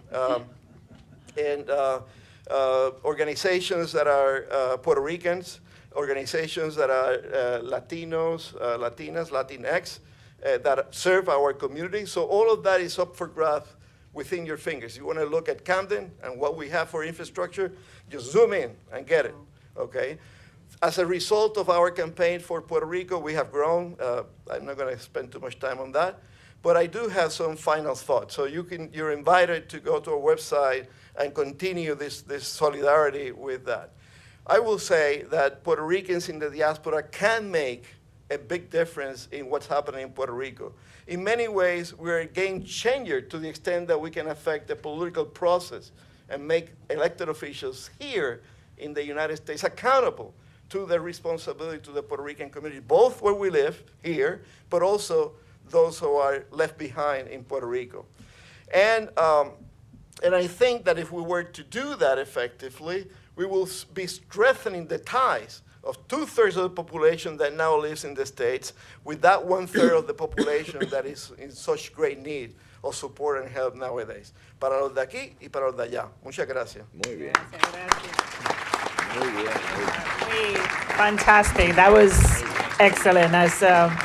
So we're going to open up for a few questions. We're running a little behind, but that's always when you bring Puerto Ricans together. That's what always happens because we got so much to share. And we allowed that because we think we got to be flexible. I mean, this is an urgent time for our island. So we have a microphone on the floor for those of you who have questions. So quickly for any of our speakers, and then after this, we're going to take a break, and we're going to bring our Nelson Diaz author to speak about his book. Questions? Over here. I would like to thank all of our speakers for giving us such great information this morning. My question is, there's a plethora of statistical information here, but two things are jumping out to me. One is that there's the increases in taxation are non-conducive to people wanting to come back into the island. Right. It continues to fuel this exodus. But I also see a tremendous opportunity in biohealth sciences as well as alternative energy. What do you think can be done with international attraction as well as attraction within the United States to create policies that would lower taxes and create incentives for new investment to then lead to new jobs? Well, let me take that quickly. We are about to do a huge tax reform in Puerto Rico. Of course, our fiscal plan, which was introduced by the fiscal board that we have, the oversight board, is now a part of the negotiation going on with the bondholders. So all of these dots are being connected to the fact, to the issue of how much money we have to pay every year to service our debt. To the extent that we actually now have a better idea of that, now we can say, we lower taxes, or do we have to even raise more taxes? And I think what we're coming to is the fact that we are actually at a point where we are able to lower taxes and to create more economic activity. Now, the next few years, the next 4 years, there will be a huge amount of money coming into the island. Again, I call it artificially, but it's just a result of the hurricane. So there will be a lot of economic activity going on, and that could give us a good opportunity to lower our taxes, create the economic activity, and see how it behaves, see how the economy behaves. But I agree with you. I think the university is playing a vital role in developing Puerto Rico as a life sciences center, and to the extent that we can do that, we can attract a lot of investment to the island if we keep lowering taxes and allowing, but we cannot go too far because we need the revenue. We do need the revenue. Right. So another question this side of the room. Yes, hi. I just wanted to quickly ask, because I'm also involved in the stuff from Puerto Rico. I'm actually a commissioner, secretary through Governor Thomas Wolf's office. And so one of the things that we keep thinking about, and this is just a question that I have for you guys, is everyone that has left, all the professionals that's left the island are coming here seeking work. And a lot of them are already certified back in the island. And one of the things that we're coming in with problems with is how do we actually help them? Since they're certified in the island, how do we get them certified here? Or is there a process? Is there something that will be actually really good for us to do to help them find their professional work again here in the islands? And we keep talking about reciprocity and how we can actually introduce that and what policies, do we have to see policy? Do we have to address the issue, what's going on right now with all these professionals that are really working in fast food chain restaurants right now because they cannot go into their actual professions. So my question is, what kind of things can we start doing besides just talking about it? Edwin, you might have Well, answered. yeah, the reality is that that's a very complex problem for the following reason, because you have state jurisdiction in almost every profession, whether teachers or social workers or lawyers. Any of one of those will have some sort of regulation that gives them the license to be professionals in that field. Some of them are more easier transferable than others. But if you take, for example, the rules here in New Jersey are different from those of Connecticut and whatever for teachers transfer, right? So there are some cases in where those intergovernmental agreements, going back to Puerto Rico, have been done. I know, several examples that I can cite, but one of them, for example, is in Florida. The Puerto Rican Bar Association there negotiated that the lawyers from Puerto Rico that were evacuees could serve other evacuees. And so they started a clinic, and they hired 6 or 7 Puerto Rican lawyers that came from the island. I can go on teachers' examples, I can go on social workers, but the real problem is that those professionals that come, for example, you don't need any license to be a police. Your record speaks for itself. So we have certain areas where there is great demand here in the States, like police and nurses and even teachers, right? Yeah. If you're a certified teacher, we have all the same regulations, middle state and so forth in Puerto Rico in higher education that we have here in the States. Those credentials are transferable. So it's complex because it varies from state to state, and it varies depending on the discipline or sector that you are. But the biggest problem is that the disparity, if you look at doctors, right, the license is, you can be an emergency doctor there or here, but the wage disparity is at the range of $125,000 in Puerto Rico, best case scenario. They opened 2 positions for emergency doctors last year in Puerto Rico. The graduating class, just fresh out of college, was more like 25 in the specialty, right?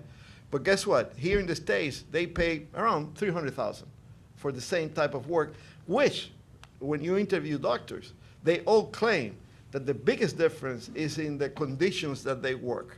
That the system is different, that they have to be lines all day, they don't have to deal with the bureaucracy. So there are all kind of institutional factors that affect that transfer, and it's a challenge. The best we can do is find examples from other states and localities. I'll be happy to put you in contact, for specific, cases that we know. And if you look at our newsletter and you Google it, not Google, but you search through it, we may have covered some of those examples in our newsletter. Can I make a comment about that briefly? I would like to say that part of the exodus from Puerto Rico is exactly what Dr. Melendez was saying. Remember, there are over 17 million undocumented immigrants in the United States. Most of them speak Spanish. Most of them need to be serviced somehow. Many counties are looking for bilingual professionals.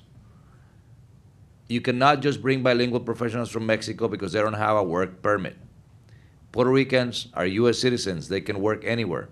So to the problem, it accrues the problem in terms of Puerto Ricans losing professionals because it's not just that the economy of the island is going through a deep crisis, which it is. It is not just that we had a hurricane, which we did, but it is also that there's a huge demand for Spanish-speaking professionals. We have, the other day, someone called me to see if she could come to Puerto Rico and interview 10 teachers for an Oklahoma school district. She hired 150 teachers over the course of the summer. Because they need them in Oklahoma. 30% of the population of Salt Lake City, Utah, is Spanish-speaking. Salt Lake City, Utah. Think about it. So if you look at the numbers throughout the 50 states, you will realize that there's a huge demand for bilingual professionals, and Puerto Rican students graduating from the University of Puerto Rico are becoming the #1 targets for job offers. Now, how does that make me feel? Well, I have mixed feelings. On the one hand, I don't want to lose professionals. On the other hand, they're getting really great job opportunities in some areas, which is a good thing. Yeah, and I will say it costs Puerto Rico so much to educate one person, one professional, get a BA or a master's degree, and that flows out of the door. What are the implications for higher education? We're subsidizing people to work in New Jersey. Oklahoma, right? All these other states. So we need to align what's happening in Puerto Rico. I'm not sure how. Yeah, I'm going to limit it to 2 more questions, and so we can take a break and then. Yeah, thank you. And I'll be here. once again, gentlemen, I just want to thank you for the information. It was very, very, very informative. But I see a couple of things, and I think the most important is that blue-collar forgotten person in Puerto Rico. What alarmed me, Senator, was that you showed the graph of the amount of federal resources going into the island to rebuild the island and the amount that's going to local contractors. We here, as elected officials that have influence in the mainland, need to know these things so that we can reach out to our Congress, our senators, to advise them of the disparity of the resources. Because if you get that population back to work, I recognize the professionals, they're pumping money back into the local economy and stimulating the pueblos and rebuilding Puerto Rico. There are federal funds, there's certain standards, there's definitely set-asides that we need to make sure that they are complying with. I understand the politics of it. I'm an elected official as you are. But nonetheless, if the money flowing into Puerto Rico is not dispersed to the folks there to rebuild Puerto Rico, we're going to have a long-term problem. So thank you for the information once again. I wish that several of my colleagues were here to get this good stuff, and I appreciate you. If I can just say a quick comment about that, Senator Bob Menendez is on top of it. He knows. He adopted Puerto Rico many years ago, and he has been working very closely with us. And so is Senator Cory Booker. Both from New Jersey are working very closely. Of course, I can go on with a list of other states, but since I'm in New Jersey, I'll just leave it at that. And both Chuck Schumer and Nydia Velasquez and others, and I can keep going on. But it's important that you're right. It's important that information with very specific details comes up here. Because, come on, there's an industry for emergency management in the United States. And there are many people who just, follow. There are, ambulance chasers, but you have hurricane chasers. And they know where to go and what to do. And I'm not against that. I'm just saying, why don't we do 50-50? 50% mainland contractors and 50% local ones. I'll be happy with that. I would like just one point, which is to say that part of the problem in Puerto Rico is that, though there are a lot of people that are capable of performing and getting these contracts, the emergency phase is one thing, because you need to put electrical lines and, our 1,000 people were occupied and what have you.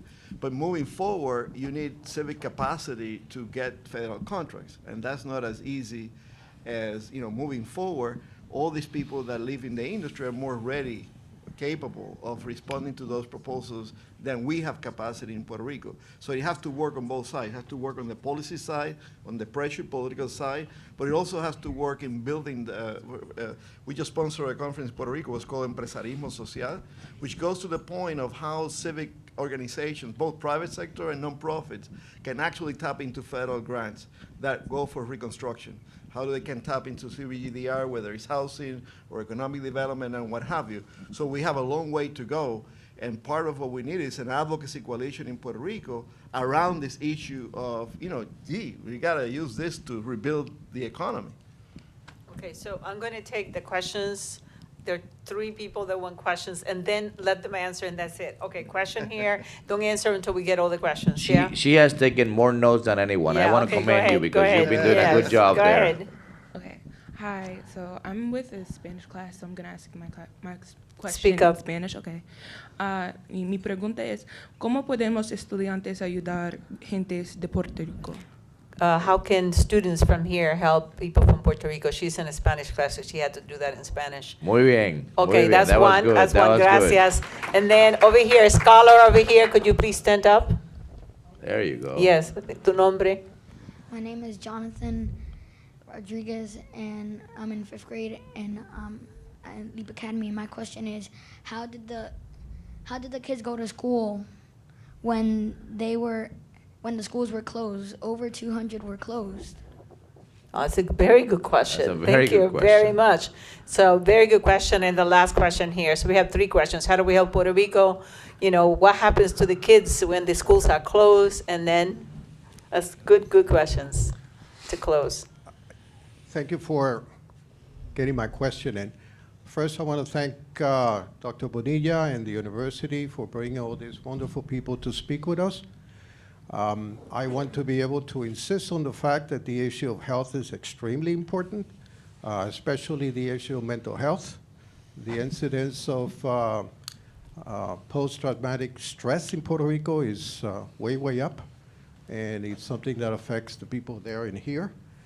However, my question is basically to the panelists. You have all touched on the issue of the Puerto Rican political aspects. I would love to hear something about the issue of sovereignty. If you could just say something Yeah, without... I gave it a couple of minutes, but it took a little more than that to talk about the sovereignty. So yes. I know, just a little good, bit. Gracias. So, okay, so what can students do? What do we do about the schools and the children without schools in Puerto Rico and the question of sovereignty? You want to tackle it? So from the university perspective, I think that one of the things that you could do is first be an ambassador for the university. We have great programs. We have great capacity to bring students from the mainland. We're starting a program to bring in more students. Again, we have fully accredited programs, great faculty. Most of them go to the best universities around the world to be educated. So be a great ambassador and consider becoming a student. If you're in high school, consider going to grad programs if you're already in college, and continue to create the partnerships that we're creating here. When you think about the quality versus the tuition, the quality versus the cost of getting a degree at the University of Puerto Rico, we're hands down the best value in the world, and especially in the United States. So think about that, look us up, and think about it. And I'm not sure I understood your question, but I think that we at the university, as I mentioned earlier, the university was able to open the facilities much more quickly than many other facilities, including the private sector. And some of the professors, at least in 3 of the campuses, they were commended by accreditation board because they were able to continue the classes even though they were not able to but open. His question was about public schools. Why, because 200 plus 300 schools closed, what happened to the kids? Oh, okay, so then I'll leave that up to the senator here, thanks. Yes. Well, okay. What was your name again? Josefina. Josefina, how could What you can help? you do? I think you should get pen pals, friends from Puerto Rico to write to you back, and I'll take care of that. Once we're going to break, I'll make sure that we do that, and I'll be your first friend. We can you write to me in Spanish, I write to you in Spanish. Okay. Vaya. Okay. Right on. The second thing, John, right?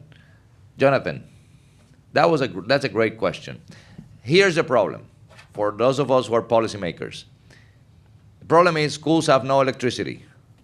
In many cases, no running water. In many cases, or most cases, the kitchens were not working. You couldn't have lunch. So what do you do? What do you do? Well, I'll tell you a 3-part story quickly. First, FEMA insisted that all of our people could only write the reports of their problems in their homes through the internet. What internet? There's no internet. There's no electricity. There's nothing. So what we did was, for the first few weeks, we borrowed your teachers. We borrowed all the teachers so they could go on iPads, home to home in every community. And then we would bring all the iPads to a central location in San Juan and then download the information. FEMA made it more difficult than ever before with more technology. This was outrageous, what happened, what went on. What did we do with the kids, with the young students? They didn't have class for about 2 weeks, 3 weeks, 4 weeks, 5 weeks. And then we started having a reduced amount of time. They would come at 8 a.m. until midday because we couldn't offer lunches. And that's how we started slowly getting back on our feet. Now what we're doing is We're putting solar panels now on every school in Puerto Rico. We want to make every school resilient, and since we don't need to have batteries because there will be no class at night, it's a lot cheaper. So we have a project now to have solar panels on every school to make sure that from now on, if there's a hurricane, you still have to go to school the day after the hurricane. Yes. And finally, on sovereignty, I'll just say one thing. I'll repeat what I said before. There's something called the Territorial Clause of the United States Constitution, which says the United States Congress will write the rules and regulations and dispose of the property of the United States. And Puerto Rico falls under that category. And I think we would not have no sovereignty, no nothing, until we get rid of that language. As long as Puerto Rico is the property of the United States, there's absolutely no movement in Congress unless we actually raise our awareness and make sure that we give hell to those, sorry, excuse my language, but give hell to those who are making those decisions. Puerto Rico, 100 years later, should be property of no one, and the people of Puerto Rico are not property of anyone. Yeah, thank you so much. We're going to take a 5-minute break, okay, because we need to stretch, and then we're going to come back to have a wonderful discussion with Nelson Diaz, not from here, not from there, no soy de aquí ni de allá. A great book, which I happen to do a review for, and it's an incredible book, and we'll have a dialogue with him. Thank you so much. Yeah, gracias. I know the media is here and want to speak to the speakers here, so head to the media because they already sent me a message, right? Yeah. Vamos allá, sí, vamos allá.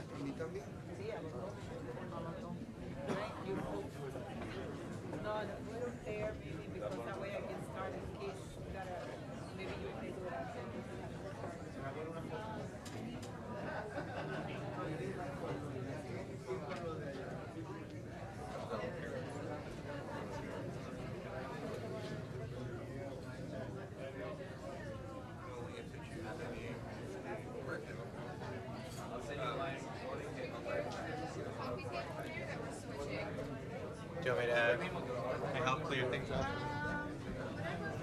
It's all trash. We can all throw this all out.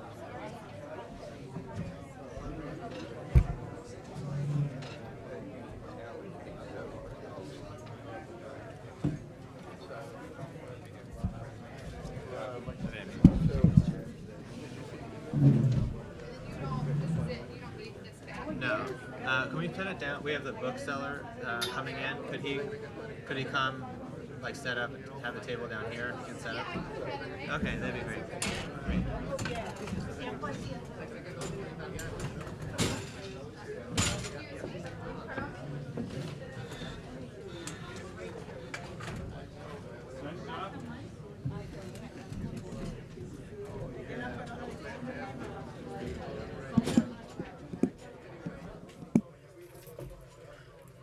This table's coming out too?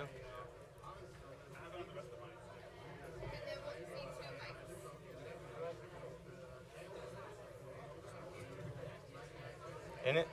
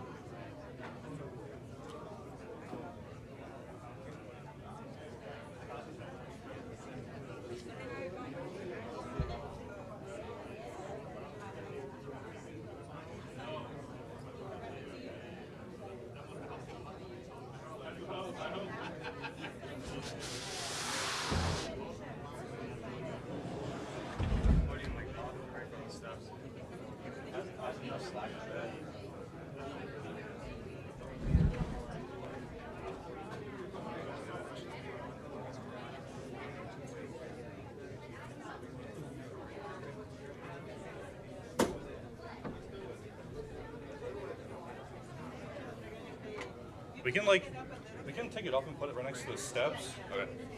Are you still using the laptop too? Okay. With the logos on.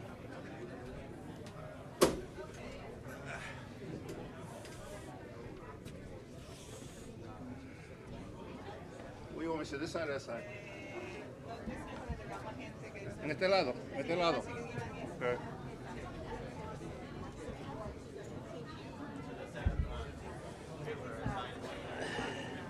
Yeah, we're some way in.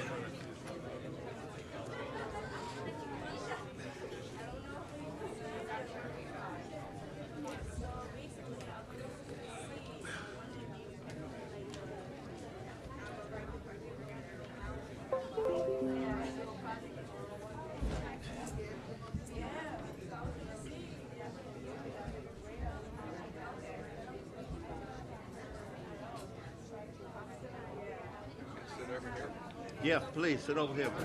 Ask us about the bills.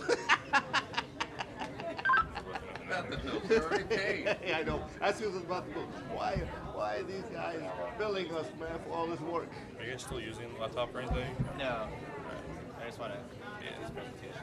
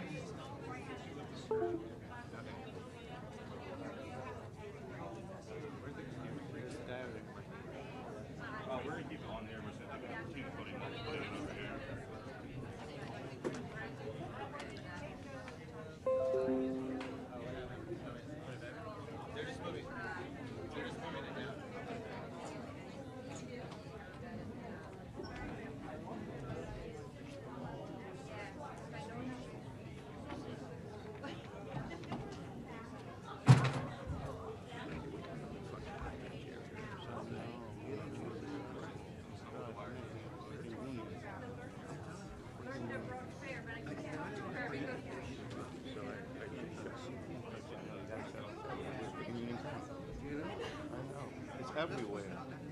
It's everywhere. That's exactly what happened. Yeah. Thank you. But you know, I appreciate it. Yeah, I know that. I'm just working with you. We got together. We come from the city. Yeah, come to the city. Come to the city. Well, come here. Come to the burbs. The burbs? They got any restaurants over here? There's a ton of restaurants over here. No. You have to have the kind of restaurants we have in Philadelphia, you know, where it's all controlled by one guy, and they're all different.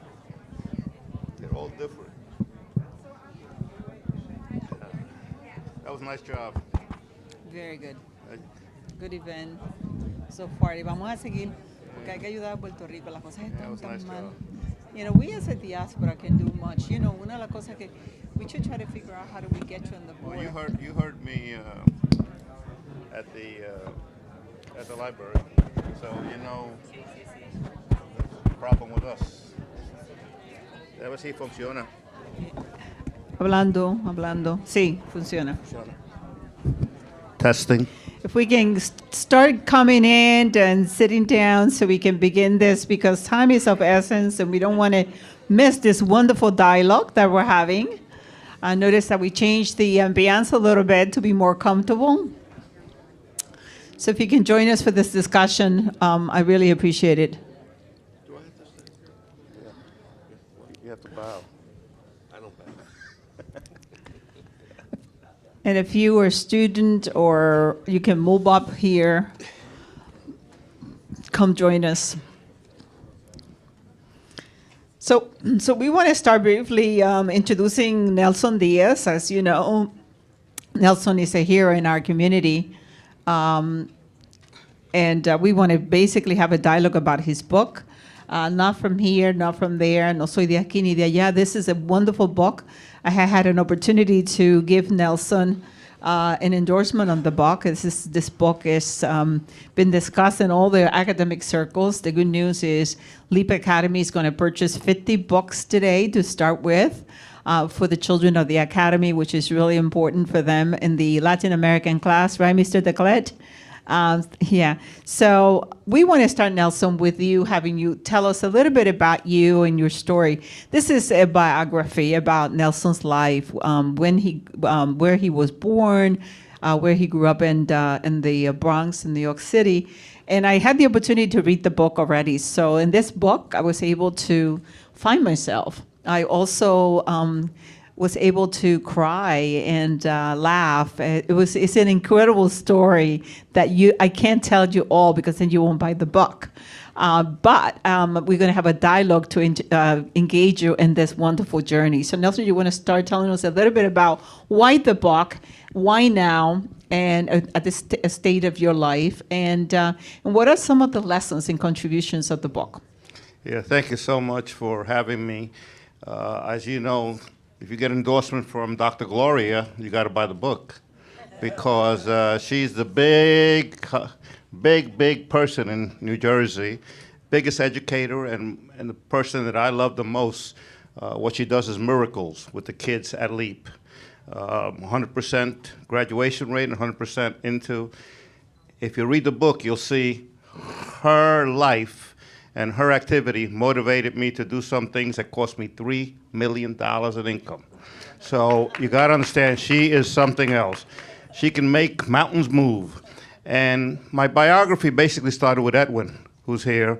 I went to New York and Edwin wanted to do an oral biography. And we went through the process of the oral biography, so that began to develop, for me, a collection of things. But I want you to know that it starts with the migration of 1940s, 1950s. My mother's story, which is an extremely heroic story, when she came in the Marine Tiger, which was a ship that brought 100,000 Puerto Ricans to the shores of New York. And that was really the beginning of throwing much of the poor out of Puerto Rico and into the manufacturing communities of New York. And what my mother struggled through also starts with my genealogy. And so you should understand that when you see the genealogy, somos como un sancocho. Those of you who don't know what that is, you'll find it by reading the book. It is that kind of mixture which makes me who I am, and you'll see through it that I find the Black Law Student Association at Temple University. You'll see that I start the Federation of Puerto Rican Students, and you'll see that I take over the university, and that I studied my whole life right at the RCA building because my key to my house opened the RCA building, and so I would spend my nights there studying, and fortunately I never got arrested. Incredible.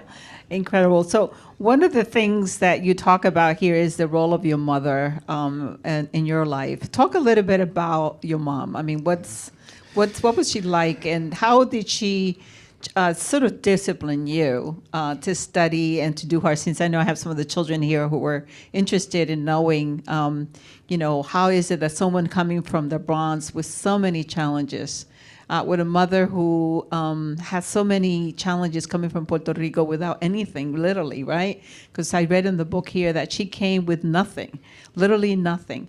And then she raised you to be the wonderful man you are. It's a tough story, which yesterday was my mother's second year anniversary of her death, and we were at the tomb. So it's a tough story for me because she had an abusive father. He had 14 children. One of them died of hunger. My mother had to leave the house when she was 9 years old because of the abusive nature. Él cortaba caña, and he would go from Humacao to Vegalta, back, forth. And he was a very Taino, silky, 6'2", huge man, rode his horse back and forth, had a family in Vega Alta, another family, and had children pretty much all over the place. That's why everywhere I go, I find family members for some reason. My mother became a maid at 9 years old. And the interesting thing about her is that she only had a third grade education. And when she became pregnant of me, my father already had a family, running a business in Vega Alta. And so she had to leave the island. And she only had a sister here who sent her $100 to get on that ship, which time they picked her up, took her to the Bronx on 156th Street. We were there for about 2 years until she met my stepfather, who was watching her out the window. I also talk about how she got her social services, and it was not a social service agency. So you should look at what was happening in America during that period of time, particularly in the Catholic Church. You got to understand the dynamics of that. So it's a real good history of that 40s and 50s embarkation. She then moved to 134th Street in New York City, which was the home of a very famous Puerto Rican known as Cape Man. Cape Man was one of my heroes, unfortunately, who committed murder and was pardoned by Rockefeller from the death penalty, because he was only 16 years old when he was given the death penalty. And so that was the kind of relationship that I developed. I talk about some of the things that happened to me during that period of time, which probably happened to many children, and that was at an age of 5 years old. I never slept in a bed. Why? Because Edwin told you how people live in puertorriqueños que vienen acá.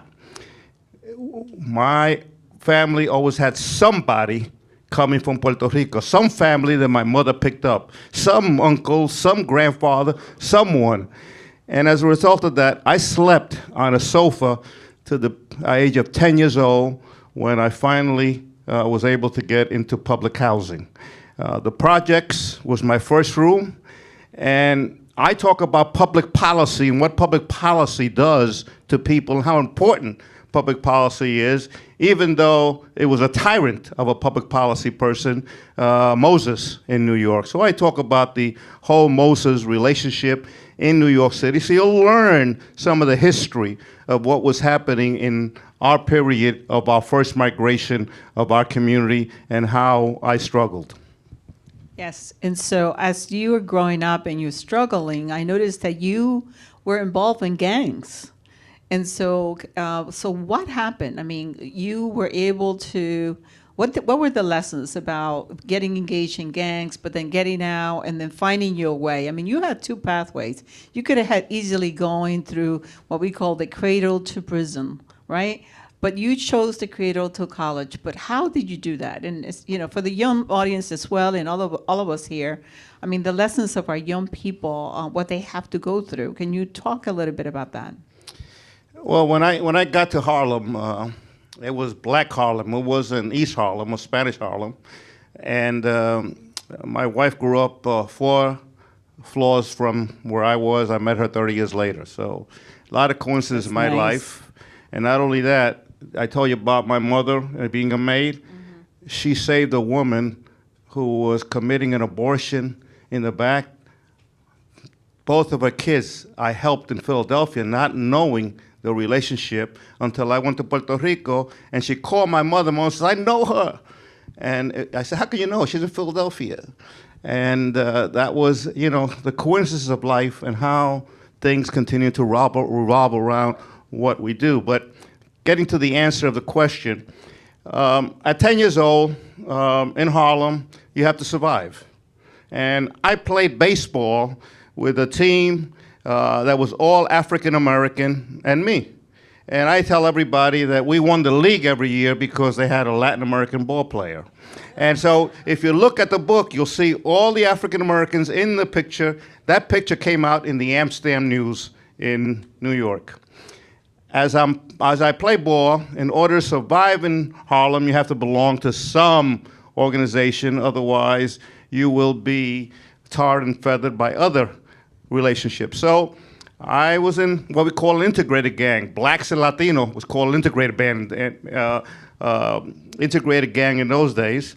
And that essentially saved me from having to fight every day, and to fight to get home and fight to get out. I was a very poor student. I was illiterate in 2 languages.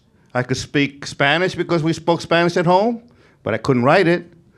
I could speak whatever English I learned on the street, but I couldn't write it. And I'm 15 years old. What am I going to do with myself? There was great intervention by a religious group called Teen Challenge and some church organization. And I, at the urging of my mother, went to the storefront church to be able to please her, because it was hard to please my mother. She would whip me every time I got those D's. And I have proof of the D's, by the way. She kept my report cards. And it's an embarrassment. And when I didn't get home in time, she chased me through the streets of Harlem with a bat. And I tried to, it was my own bat, by the way, and I tried to hide from her as much as I could, because I didn't want to be embarrassed with my dudes, with my homies. And so it was a really situation that was a give and take, but it was her birthday, and her birthday is next week, so it was Halloween. So on a Halloween, I go to the church in a Halloween costume, by the way. And I see this loud, unorganized, and I laughed at the situation. But they had a bunch of young people. The portion of young people who came out of that Teen Challenge program, one of the gang members was there. And he was kneeling on his knees, and he was part of that congregation. So I said, I'll come back and visit. There was such a welcoming attitude and such a change in my life. And I talk about it as similar to the Pygmalion theory. When you know you can do something, I believed after that situation and after that there was nothing impossible if you believed in God. They kept saying, todo lo puedo en Cristo que me fortalece. That was the thing, that was the theme. And so I said, hey, I can do that. And I have to tell you, in 1 year, I went from a D student to an A student. Now, you have to see how teachers didn't really care for me. And you'll see how these teachers really affected my future, did not know my future, did not even know me. And it's a sad part, because these were religious leaders, nuns and brothers, many of whom I found out later in life that some of them were alcoholics and many of them left. And so you really learn how important it is to have what you have in Gloria, where she really cares about her kids, her background, the families. Nothing like that was happening to us in the period of the 50s. We were sort of relegated. We were foreigners. No éramos de aquí. Y ahorita te digo, ¿dónde no éramos de allá tampoco? So you go through that process of horrible schooling, right? And teachers that were disengaged, but somehow you made it. Now you graduate high school, right? You get to graduate, and you get to go to college. How did you choose law, and why law? And tell us a little about that. I went to St. John's because it was the only school that accepted me, and it was a junior college. I graduated second in my class. I paid for my own tuition by caddying. I caddied, and I'd been working since I'm 10 years old, or hustling since I'm 10 years old. We call it the hustle in those days. And I supplied all of my support for myself from the age of 10 on. My parents never made more than $50 a week. And caddying, on one weekend, I made more money than my stepfather. So it was an incredible opportunity that I had. I graduated top of my class in the junior college, which then you turn over to the 4-year program. I graduated second in my class in accounting. Why? Because numbers don't have a language. Numbers are Spanish and English are the same numbers. And to some extent, I was great at numbers. I get all kinds of offers by the top 8 accounting firms. And I accepted a job with one of the big accounting firms, Arthur Young, and I was ready to go to work, except the chairman of the accounting department had sent a recommendation in to a person at NYU who was running what was known as the Council for Legal Education Opportunity, CLEO. The program was started after the death of Martin Luther King. So to some extent, my legal career is totally dependent on that history. When I get into that program, I have a roommate who is very sexually active. And so every night he had a different young lady in his room. So I was not able to do much studying, but I get a call from a guy, Peter Leocoris, from Philadelphia, and he says, I think you should come to Temple because we have a great Latino community here, and you would be welcomed. Well, I sent the application in. I also sent an application here to Rutgers. And as Peter continued to call me, I decided to go to Philadelphia. I couldn't find a place that I could afford to live, so as a result, I moved to Camden. Camden, I found an apartment for $110. I could just get over the bridge, and that was affordable to me. And I couldn't afford to live in North Philadelphia. You would believe that in those days.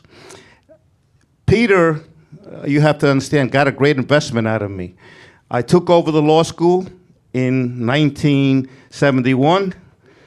They fired the dean. He became the dean. I then became part of the institution. He was running for president. He becomes president of the institution. I'm on the board of trustees. So Peter got a great investment for it, but I got the short end of the stick, because when I came to Philadelphia, there had only been 76 African Americans that had ever passed the bar in Pennsylvania since 1776. There were only two Latino lawyers in New Jersey when I came here, and both names were Rodriguez, one in Camden and one in Perth Amboy. That was it. So I'm saying to myself, at least there was 75 in New York City. Paniagua I knew, and some of the other famous criminal lawyers. I said, what the heck did I do coming here? Little did I know that Peter then developed a commission, and they realized that the bar was discriminatory towards African Americans and towards non-whites. So everybody thinks I'm so smart because I was the first Puerto Rican to pass the bar. They changed the exam to the multi-state exam, and as a result, I had the opportunity to become the first to pass the bar. And Peter wanted me to be a judge, so I had the opportunity to be the first Latino judge in the state. And Henry Cisneros wanted me to help him with the opportunities to change public housing. And since I was a real public housing advocate, got in and changed public housing to what it is today. So I had great opportunities, mainly because I had people who wanted me to help, not because I had any imagination of my own. So, you know, there's moments in this book where one has to think about, you know, resiliency. What makes you so resilient that, you know, you went through some very difficult times when you were young, and I sort of had a hard time whether or not I wanted to bring this up, but people are going to read it in the book anyway, so you made it public. So you had a difficult situation that happened to you when you were small. How did you overcome that? You know, how did you handle that? And I'm going to let you tell people what that is, because it's in the book. Yeah, one of the fortunate things about writing about it is after my mother passed, because I didn't want her to be the one to feel responsible for what happened. But at 5 years old, you remember stoops. You know, anybody from New York City? You know, they have stoops in New York, and they had a little railing on the side. So my mother goes shopping and puts me there and leaves me there. A person on the first floor of that building decides to take me into his apartment, and he sexually molested me. I'd never told that to anyone, to my mother, to anyone else. So when you see the stuff that you saw in these hearings, I understand things that one keeps within their memory, their life, which one sort of catalogs and tries to go on from there. But the reason I put it in is for you to realize, and it was before the Kavanaugh stuff. I started 3 years ago writing this book. And it impacted me in a way that when I was on the bench as a judge, I had a lot of sexual abuse cases. And I had to ask to be relieved from there because it made me very uneven. All I could think about was the reflection of what happened to me, the reflection of my children and what was going on, and how important it was to protect our children. And sometimes I wanted to take the mother who allowed the boyfriend or allowed a family member to abuse their children. And that's been very, very painful in my life. But the importance of it is that I then understand what it is in this We Too movement, that they also are intimidated by that fact. And I have been heavily involved in the women's movement, even when very few Puerto Rican males were involved in it. I marched in '78 with the Women's March and NACOPRO, which was a national Puerto Rican organization. And I understand how the leadership opportunity is. And when I was a judge, most of my law clerks were women because opportunities were not given to them. So having that sensitivity, I think, was a real helpful to me in my profession. But I have to tell you that it is the most painful thing that I sort of went through. And as you see my history, when 15 years old, I make right turns every time when I think I'm being derrotado, and somehow the right turn comes out to something on top. And I attribute a lot of that to the guidance of mentors in my life. I had a great mentor who was my boss when I came back and went to a major law firm here in Philadelphia. And I've had mentors all the way through my career, even as of today. Why? Because most white folks somehow think that we're all in affirmative action. I was in my first Jewish law firm, and they says, "You're not Jewish. What are you doing here?" I go to my WASP firm, and most of the white lawyers really don't feel that I belong, despite the fact that I've been city solicitor, judge, tried a number of cases, filed lawsuits all over the country, solved 23 large civil rights cases. Despite all of that, there is still an issue where we are not no somos de aquí. No pertenecemos aquí. And then when I go to Puerto Rico, and I was there with Prepa for 6 months, I tell Mr. Ramos, this is what you have to do to get assistance for Puerto Rico. You got to get your organization, governmental organization in Washington, D.C., and the EEI, which is the Electrical Institute. I served on a Fortune 66 company, the largest corporation in the United States that provides electrical energy, and they would have done anything I would ask them to do. He goes out and enters into a $300 million contract in some place in Montana with a 2-person operation. Same thing happens in Puerto Rico, Edwin. I'm on the board, I say, issue RFPs. They don't want to issue RFPs. They tell us as members, we wanted to hire this company who belongs to this party, who's part of that relationship, who's only been in operation 2 years. I wouldn't do it. So I had to leave. The guy they hired had never ran a company more than $1 million and never ran a company that had more than $25 million budget. And they hired 4 different directors in 10 months. Depends on the party. They have 150 people working that are part of one party. They go under when the other party's in power, and they reverse themselves, the other 150 people. They call them personas de confianza. It is a very, very tough activity because we're so hung up on the status issue in Puerto Rico and on the political. And you talked about, or the senator talked about the fact that we lost the 936. I fought against Governor Rosselló not to get rid of it. We took a group, and when you remember, we took a group of elected officials, Latino elected officials, to see him.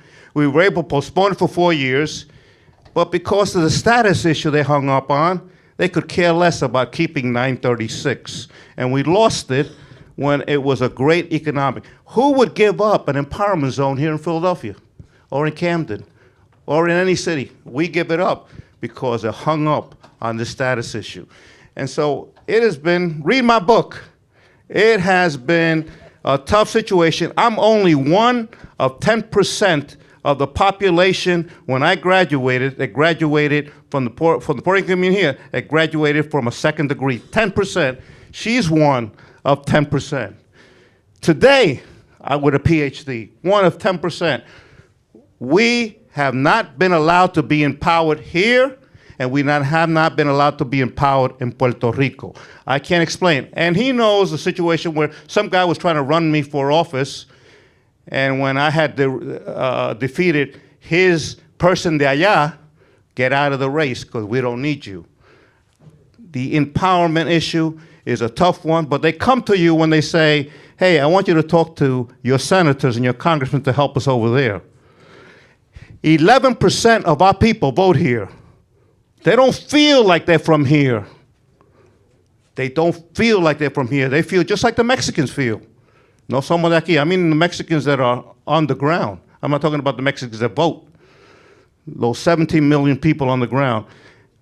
We don't feel that we are from here, and we don't feel that Puerto Rico really cares that much about us. And it's a tough, tough situation because we have great professionals in Puerto Rico. And just like the senator said, there are opportunities to be helpful. But the question is, we want to help, and sometimes aren't allowed. We've given millions of dollars. My company gave $500,000 to Puerto Rico to help. We sent our people out there, 170 cars, 100 and 200 employees to help in las montañas to get the electricity. We went and helped. We did fundraisers in Philadelphia. You did fundraisers here. We've given substantial amounts of money. The question is, what is happening with that money, and who is working in terms of correcting some of those issues? Senator Batia is a unique individual, by the way. He's a unique individual. He tells you the truth in terms of what's going on. The question is, how can we get that colonialism out of our heads? Here and there. Right. Here and there. And that's the colonial issue. And I talk about that at the end of the book, after you've been enthralled with all of my accomplishments. And there's a lot of wonderful secrets that I'm not going to ask about, because otherwise you won't read the book. But if you really want to find out all the stories about leadership in Philadelphia, oh my God, it's all here. So make sure you get the book. But Well, you should remember, I was also here in Camden. Yes. I lived here, so I was involved in the Mount Laurel lawsuits. I was involved in Camden Legal Services. Yes, some of that is here. And I stopped. Nixon wanted to close us down, the Legal Services Project, when I was here. And there was a riot in 1971. I recruited the top leader of that riot. And I talk about it there, a guy named Gualberto Medina. He was a 4.0 student here in Rutgers. I get him into law school. He gets arrested for firebombing a bank. And Joe Rodriguez and I were able to help him. And so, because you can't get into the practice of law with a felony, we were able to work that out. He became a lawyer. And I failed in my life because he was such a great Democratic leader, and he becomes a conservative Republican working here in New Jersey. Oh my God! From the left to the middle to the right. I mean, that's Gilbert today. He's and all the other mentees are in money. there.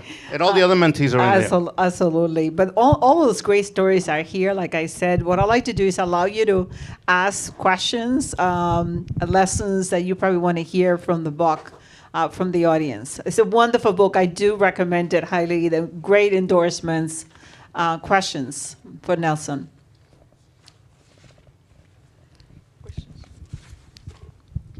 ahead. Hi there. Hey, Judge. How you doing?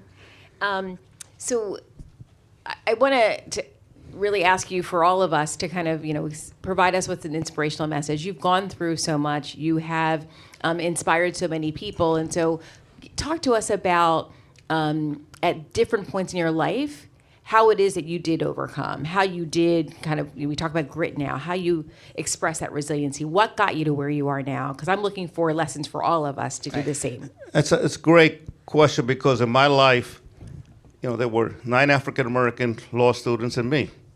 So if I started a Latino organization, I'd be looking at myself in the mirror.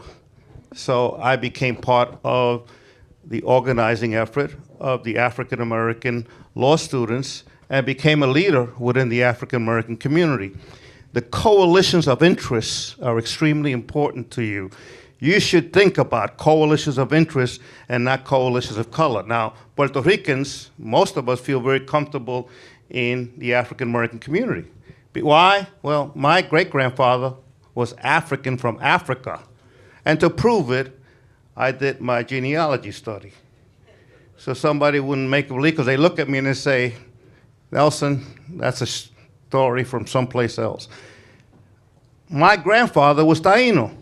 And then I have the 3 parts who came from Spain, Las Canarias y Murcia. So I am a makeup of what the U.S. is really like. And we have to begin now. Other communities, including other Spanish-speaking communities, don't have that strong relationship in those 3 areas. And so I always said, if I'm discriminating against anybody, I'm discriminating against myself. So we understand that coalitions of interest are very important. And my coalitions and relationships with the African-American community was extremely strong. And one of my mentors happened to be, and it's his birthday this week, which is where I released my book on the 9th, was Charlie Bowser, who was the first African-American deputy mayor in Philadelphia. Great. Yes, in the back. Thank you for coming in and sharing all your experiences, because I think that the most important thing that we need is good examples. I remember many years ago working with you in your office on doing economic development in Philadelphia and New Jersey. And I would love to see if you could talk a little bit about the entrepreneurial side. Yeah, that was a wonderful time in my life. I had been an executive trainee at Gimbel Brothers, and I was good with numbers. And so I took on El Bloque de Oro, and I'm 25, 26 years old.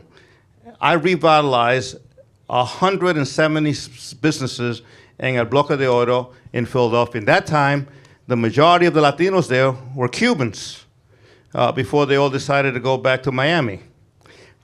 But we called it a Bloque de Oro because hay un montón de joyería all around. So the joyería sort of made us call it that.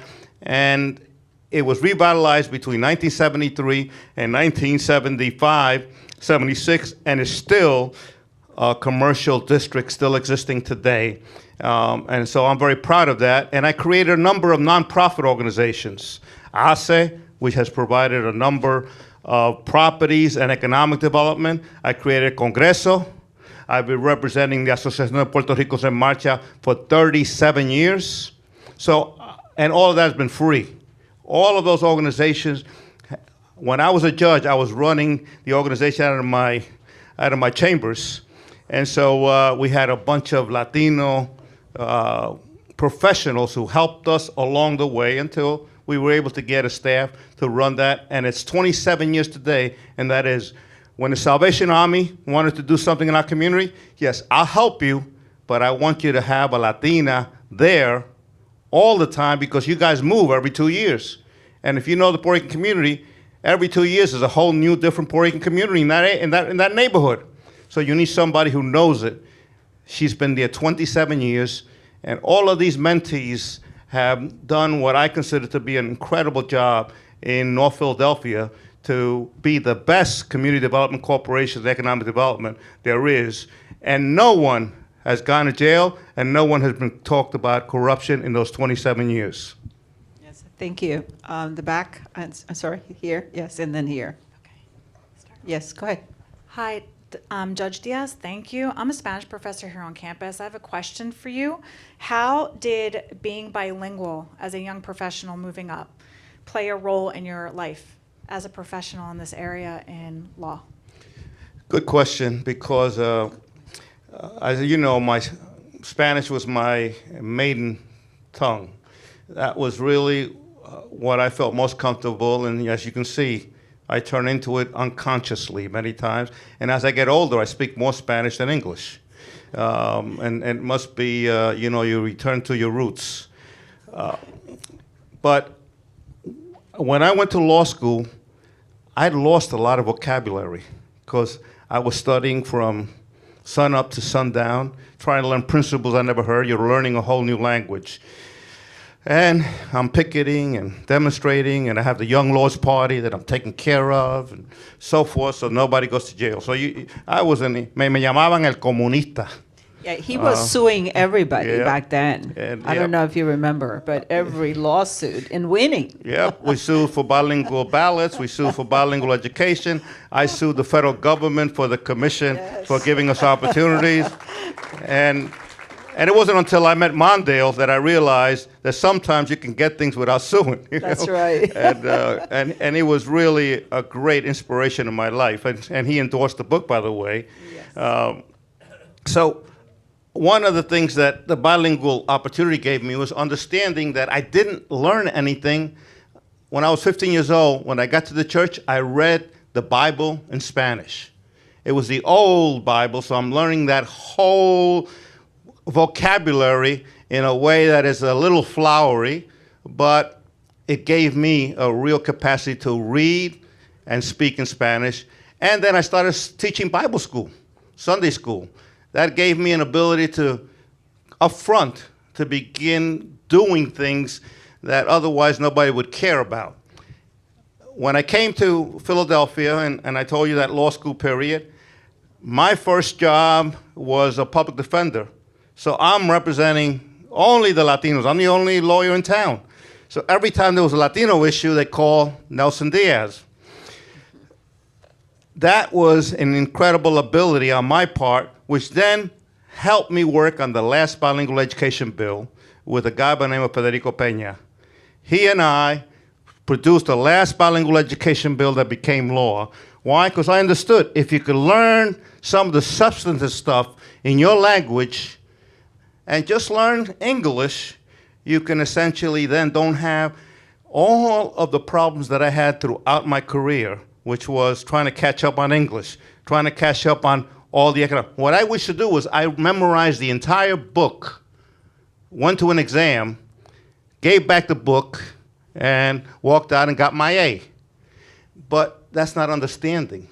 That is not really feeling the action and the opportunity of knowing what's going on.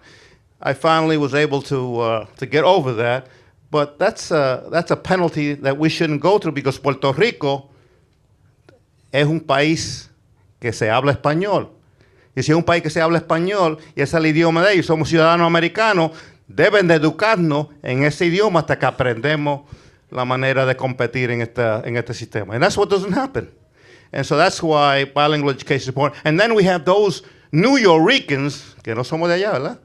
Who return and only speak English. Now, they're citizens too. Now, son puertorriqueños. I went and taught a class. I've taught many classes in Puerto Rico. One of them was on el vandalismo de la escuela, because they figured, we were the graffiti artists that came out of New York, They didn't come from Puerto Rico. We find out later on that they were just copying New Yorkers and not necessarily, we weren't the bad guys. But what I say is that having that dual opportunity is really, really important because we can work in two worlds. I worked on the Mexican gas oil treaty. I worked on the Panama Canal treaty. You'll read that in the book. Now, a kid like me come from Harlem, then takes the court system of Philadelphia and revitalizes it. 1776, nobody had touched it. We were 7 years behind in the court system. Cut my neck, but I got it done. And so we have such talent here that we have to give to our people in Puerto Rico. And I would hope that if Batia becomes governor or whatever, he uses us Wow, to help yes. him. Yes, and to that, there's a question over here, and then here, yes. Hello, my name's Kiara Carr. I'm a senior at Leap Academy. It's a two-part question. The first one is, what is some of the advice you can give to students of color in Camden on how to live in a racially divided U.S.? And have things gotten better or worse since the days you were growing up? Very good question. I talk about the fact that we as people have to reject rejection. And when I had this whole philosophy in terms of my own that I had, nothing was impossible, there was no one that I wouldn't take on. And still, there's not very few people I wouldn't take on. Because what can they do to me? Send me back to Harlem. You know, my lifestyle in Harlem, I could survive it. I'm not sure many of the people who are rejecting us could survive that same lifestyle. So the first thing is you've got to reject rejection. Don't let people tell you that you can't do it, that you're not worth it. That should give you more energy and more ambition to overcome whatever it is. Because if I made it with at 15 years old when I couldn't read or write, illiterate, and got over the hump, many of you who are here in college have not been illiterate that long. And so to some extent, you have an opportunity that none of us have. The second thing is, whether things have gotten worse, well, it is a very difficult time for us because we have a leader who doesn't think that Puerto Ricans are citizens, that Latinos belong in this country, and that African Americans really are not part of the power structure. So it's a very tough time in terms of our national leadership, but we're not doing anything about it. We're sitting back and letting that affect us. 40% of the public agrees with this president. 90% of the Republican Party agrees with this president. And if he ran today, he'd get reelected. Now, what does that say about us, who are relegated to being thrown towels, paper towels at, and being used as some people who are not necessarily, we all live in an island surrounded by water. So what? That's his attitude.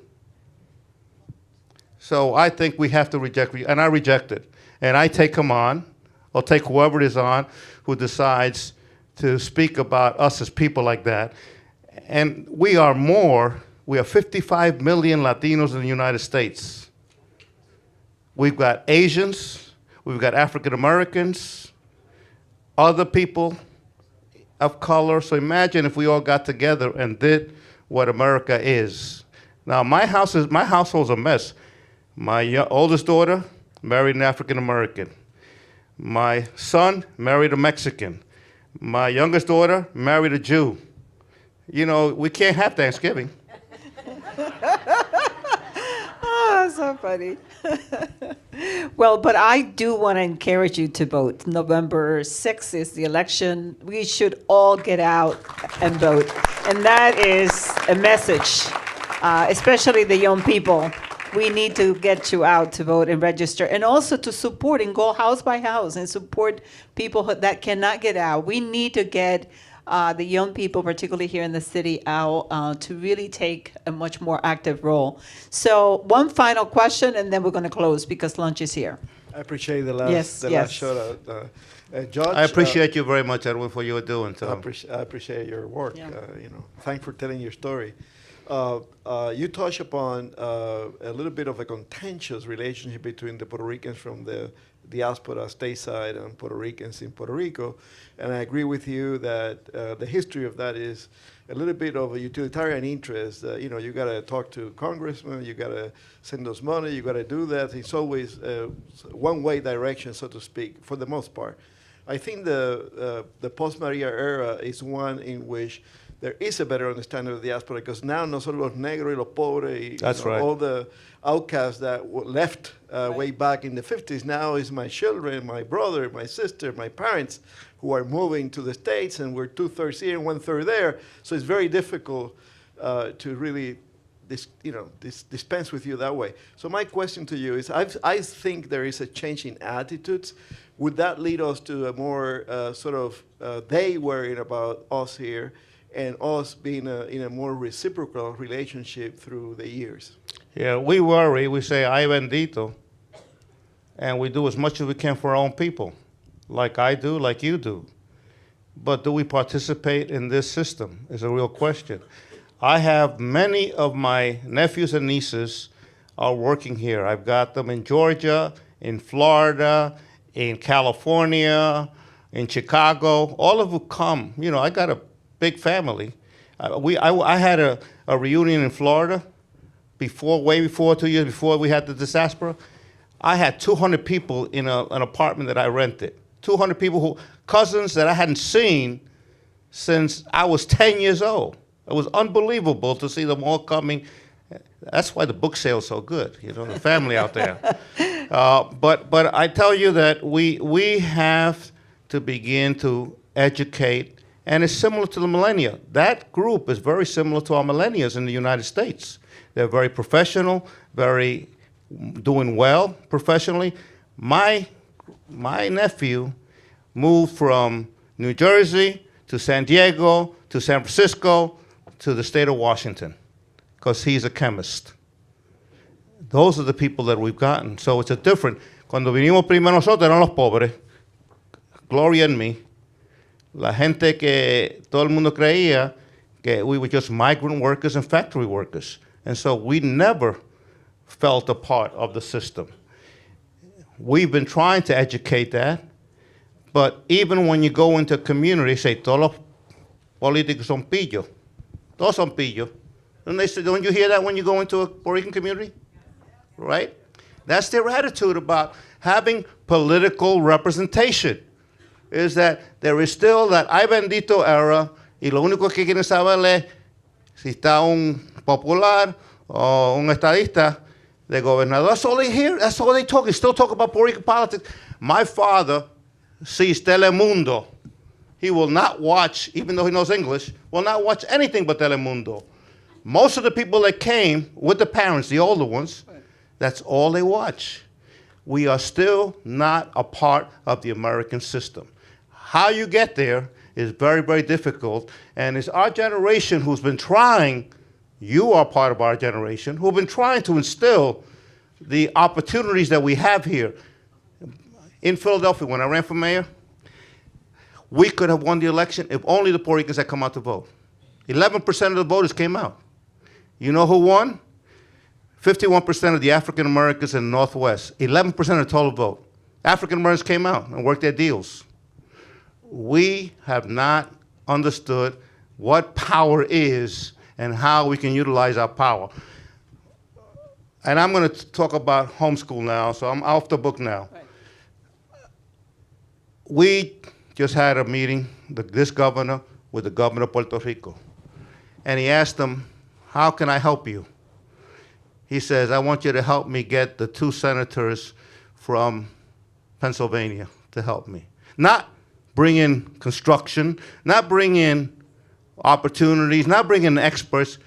The whole concept turns into politics in terms of that island. And then here we say, you only want us when you have to get help in Puerto Rico. So, somos de aquí, no somos de allá. Y esa es la dificultad que tenemos nosotros, porque I love the island. I've worked with every governor de Puerto Rico ha tenido, desde Rafael Hernández Colón. So I have the experience. Luis Alvarez just died. Yeah. Luis Alvarez was a guy that I supported my whole life, working in developing educational opportunities for the Puerto Ricanos aquí. November 17th is his memorial service in New York City. And we could not get the support that he needed to do the stuff in La Isla. Rafael Hernández gave us $100,000, and that was it. It's a difficult relationship because they still see us as la gente de allá, y pobre, you guys can get help over there. Now, experience, los hospitales, he talked about the hospitals.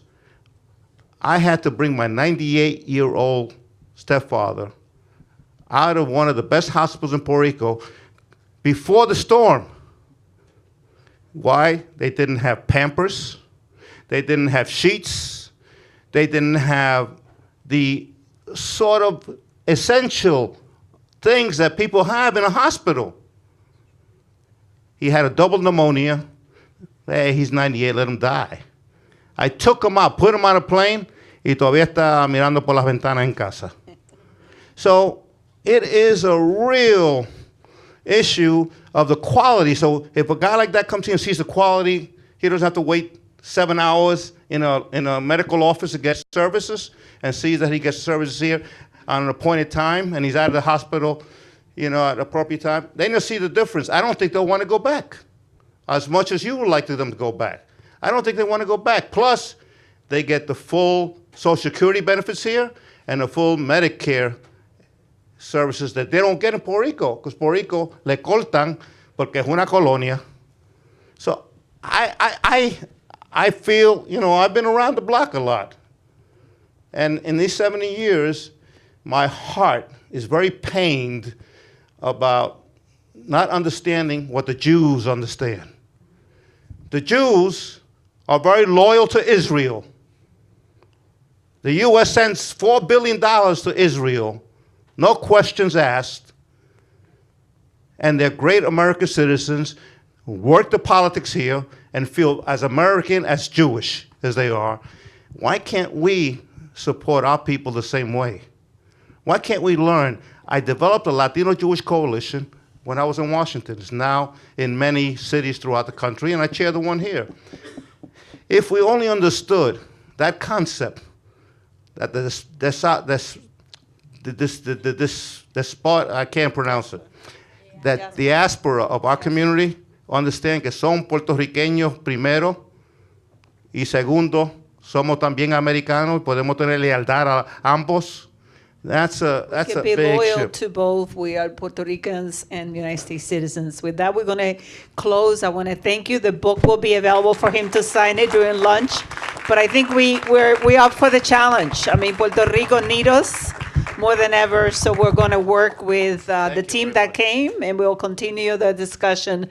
Another forum probably in the spring around the same topic. We're hoping some students are already organizing to do trips and to do all kinds of work. I already heard it during the break. So please join us for lunch.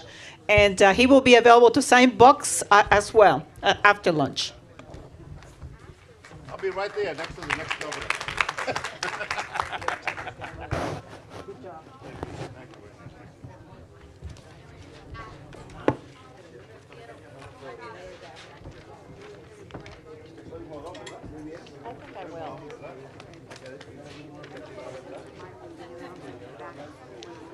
Okay.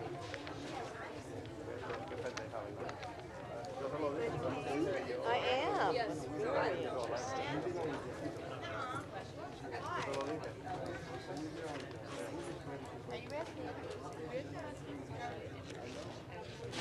I don't know if it's ask me, but we gotta take it. I sent a picture that I made to my friend who speaks Spanish. She was like, the exact same thing, but it's saying, yes, I asked the question in Spanish, yes, I asked the question in English. I'm just saying yes.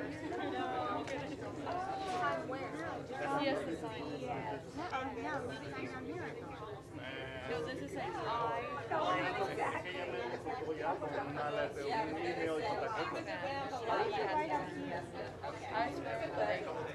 Hi, I'm sorry, Mom. But like, I didn't know anything else that like, I was not, he is not a good shot at, but then like, I don't know. And she said you can't translate it. I know. But the thing that I was like, you're not gonna write any of this. It says that it's due on Wednesday, so we don't have class until Thursday. And the real problem was not knowing that my difficulty was my language and not my ability. Because I asked them and they were like, oh, well, I think that's probably just a year. Your visits to that. Like, I don't think it's So that's the relationship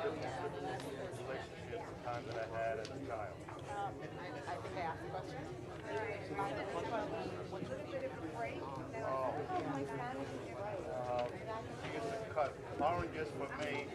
Every day till the day she died, I put them on my table, cut up a piece. The day she died, even the day before she died, she had the artist on my table. Cut up a picture of them. What she gave me, that was every day of my life, she cut oranges. And one day we had, there was enough oranges to eat. What is this? We ran out of the house. And to go buy oranges, we had to go chase her because we get there. So I found out what it was. It was like going to the supermarket to get them, and it was cold. Yeah, I don't know what to do. They're not used to it. So that's a wonderful love. Just wondering. Really lovely. So I'm not sure. I think I put it here. I'm not sure. I think I put something about it. Oh, really? Yeah, I think it is. Where do you like? No problem. You need to sign all three. I have to sign all three. Let me have it. Let me have it. Where do I sign? Your main thing is right here. I just have but it's my name. Where do I sign? Where do I sign? All three lines? All three lines? You giving away our house? This is saying they spoke in English. One of them is saying they spoke in Spanish. So Let me have it. Thank you so much. Thank you. I'm very sorry. No problem. Oh, you didn't bother me. Here's your pencil. hi, how are There you go. And I got to sign all three lines? Yeah. Let me have it. No, it's saying if you speak in Spanish, you get the 20 points possible. Right here? But yes, Right. for all three, yeah. We did it in Spanish and English. But you didn't do it in No, English. you're only I'm going to going. do one. You want to do it in Spanish. And what made you change your life? You gotta respond it in It was an intervention of people with quality of life that sort of gave me an understanding that nothing's impossible in life. Thank you. Sí, ¿cómo son? No tiene bolígrafo. Then erase your last Yeah, you sign your thing. I think we only have to sign this one. Okay, thank you. Good. Thank you. Top one? Yeah. And the bottom, and this part. Wait, and I have the same thing, but Only the top. okay, I guess so, Top? yeah. But can I still ask you my questions? Where is it? It's on this side. What side is it on? I think it's one. It's this. Where's this one? And then I don't know what that is. This one? No, this one. I don't know. Firma, título y fecha. Signature, title, and date. They'll figure it out. They'll figure it out. To who? To Wanda Garcia? Or just Wanda? is that my name or is it his name?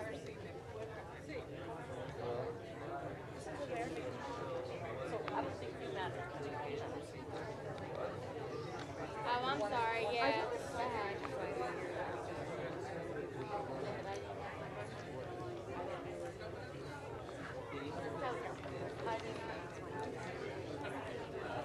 How do you say it?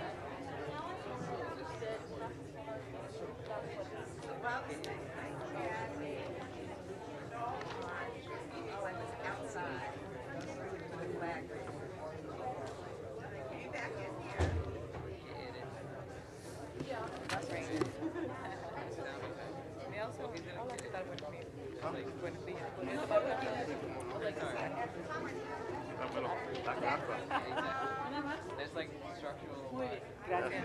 words here and there. Can I ask a question? Yeah, go ahead. Okay. Vamos a ¿Cómo ver. eres usted una persona que es tan fuerte? ¿Qué es qué? Tan fuerte. My faith. My faith. What did I say? Anything I have to No, say? you're good. My Gracias. faith. My faith really keeps me going. I think it's overpowering that. And a lot like my faith, like class. Google is almost there. Hey, you gotta believe it. I gotta sign something for you. Yeah, I need this one or this one. Which one? Well, I have a question for you. Which one? This one? Yeah. Que said, no. De said, no. De que said. Torre de libro. What is it? De que said. Torre to libro. It's the biography of someone who have had a lot of influence in life, African American and others, essentially made music successful. Okay. So that's a lot of that. Okay. And just listen to them. Well, I appreciate you too. Thank you so much for coming out today. no problem. There you are. Thank you. Have a good day. Just Diaz? Oh, you got books. Oh, We got great, books. great, Books. great, We great. I want got to books. make You sure- I'll got let her go books. first, 'cause you were in front of me. I taught at Potter Thomas. What's your name? bilingual school. Oh, you were Potter Thomas? Yeah, Oh, yeah, so so you look at know. you. What are you? Oh, I know Potter Thomas And then well. Temple, so I'm So you're following you. Yeah, you've got through all. I remember Potter Thomas on 6th Street. Yep, You yep. know, and that was the yeah. #1 bilingual school Well, for so a long yes, time. I did a whole like urban ed paper at Temple on like how much it changed. Unfortunately, in a lot of negative ways. But the new principal, I'm hearing really good things about. So Your name is? Nora. It was Judge N-O-R-A? Yes. Judge Rodriguez, I thought he was going to be here today, and he's been a great mentor and helped with my program, and so I had a picture of him with my students, so I thought he would be here, so that's why I brought it. And I put it in his plastic bag because it was raining. I'm going to Tried take to it around escape to and him. grab it. He's amazing. No food for you until you slide. That's true. We should let people eat. Muchas gracias. Just Diaz, I'm good friends with Judge Rodriguez, Oh, who I thought was wow. going to be here Yeah. today. He's been a mentor. Roberto, you know he was my mentee. He was, Judge Rodriguez? Yes. Judge Rodriguez was your mentee? Yeah. I didn't realize that. I Well, knew you worked together. Yeah, we worked together. He was the only lawyer in Camden. His brother ran for mayor, and when he wanted to become a judge, since he was a Democrat and I only worked for Republicans, I had to work him through the system to get him to become a judge. And he just died last month. Yeah, so I know him well. Huh? I'm going to go and see him actually a little later this week. Phoebe. Yeah, really? Tell me. Oh, Sarah. Very, Sarah. very. Sarah. She's not going to move from the line. Yeah, it got to be Sarah. Sarah's going tomorrow night to the MSP thing. She is? Yeah, she's right here. Oh, see, Phoebe's on our panel. MSP is her line. I told the dean about the MSP program over there. They don't want to hear me. It's the best thing ever. 3,000 students went through that program. That's right. People of color, including the senator. This is Yeah, I know, ma'am. So I really believe in that program. Thank you so much, Judge Thank you. It is the no. Not yet, not yet. Well, my wife is a product of the MSP program. I have to so you meet gotta her. see her. I And definitely she's will. Yeah. Okay. What's your And name? we were at Dilworth, Rashida Douglas. If I may Rashida. give you my Spell- card, spell Rashida it's for me. R-H-A.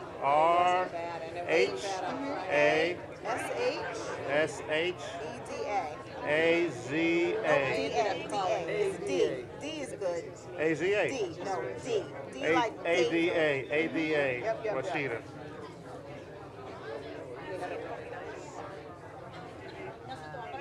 Oh, she's part of the MSP program. Yes, That's I'm why the I'm calling you. director.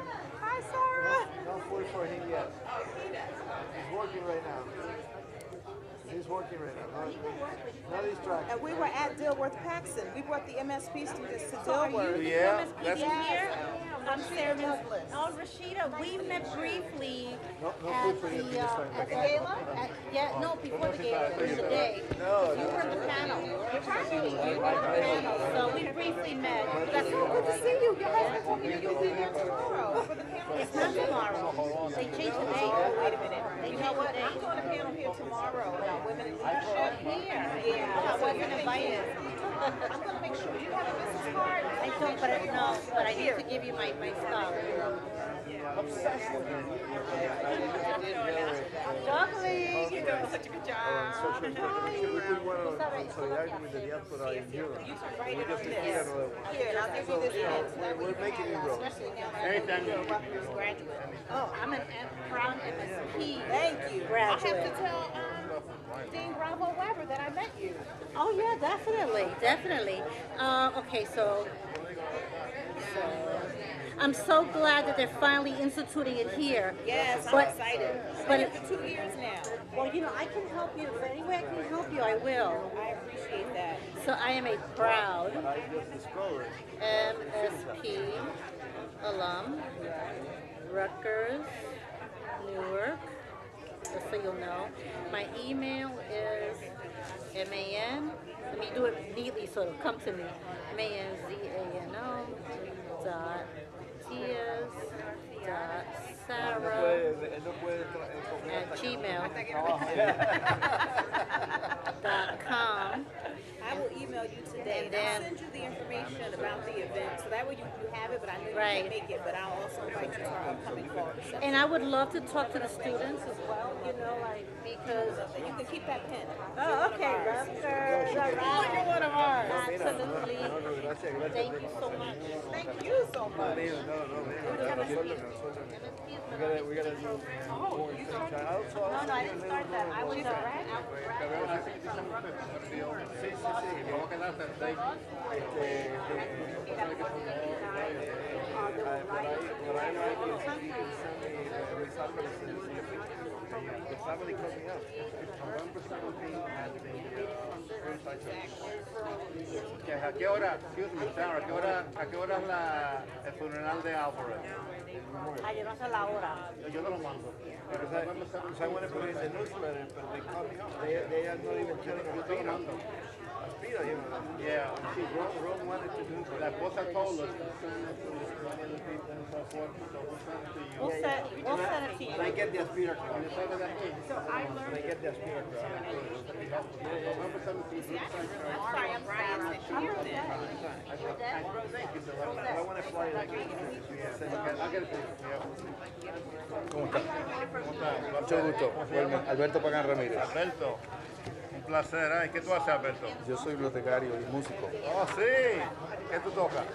Bomba y plena. Doy La clase de bomba y plena. la plena de Puerto Rico, ¿eh? We gotta get you over there, man. Sí, me tiene que llamar. Yo le voy a dar mi tarjeta. Ajá. ¿Cómo es otra vez? Alberto Pagán Ramírez. Alberto. ¿Pero pongo todo el nombre o solamente Alberto? Como usted quiera, Alberto. Yo prefiero porque así mi mamá tiene su... Alberto Pagán Ramírez.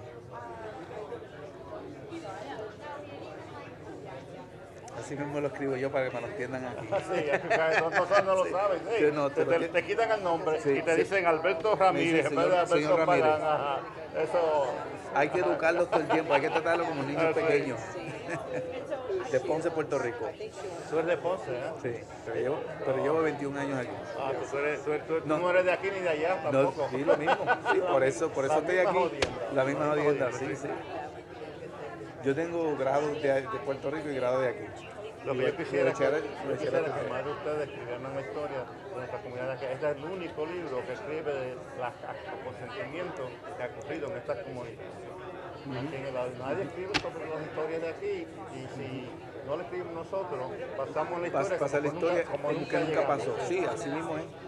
No, eso es ese es el peor problema de la comunidad puertorriqueña, que no escriben sobre sí mismos. Todos los demás grupos y naciones lo hacen.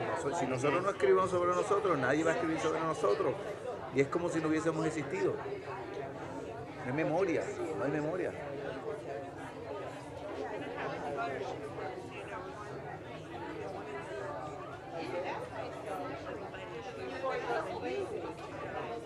La plena es mi historia, cuando tú ves a los negritos y los indios y todo eso de mi familia, entonces la gente no sabe, nos ven a nosotros y creímos que somos blancos. No, yo me hice la prueba, tengo 17% de negro.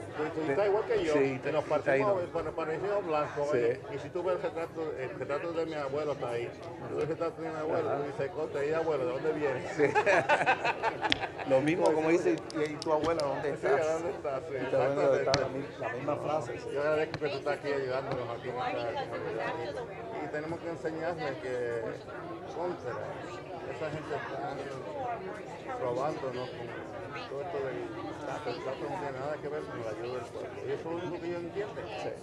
No que tengan buen gobierno. Lo que sea el Tato. A mí no importa si somos independientes, si somos estados, a mí no me importa. Lo que quiero es que el pueblo tenga igualdad. Y aquí el estatus no es lo más importante. Yo me di cuenta de eso al vivir aquí. Después de 10 años yo me di cuenta.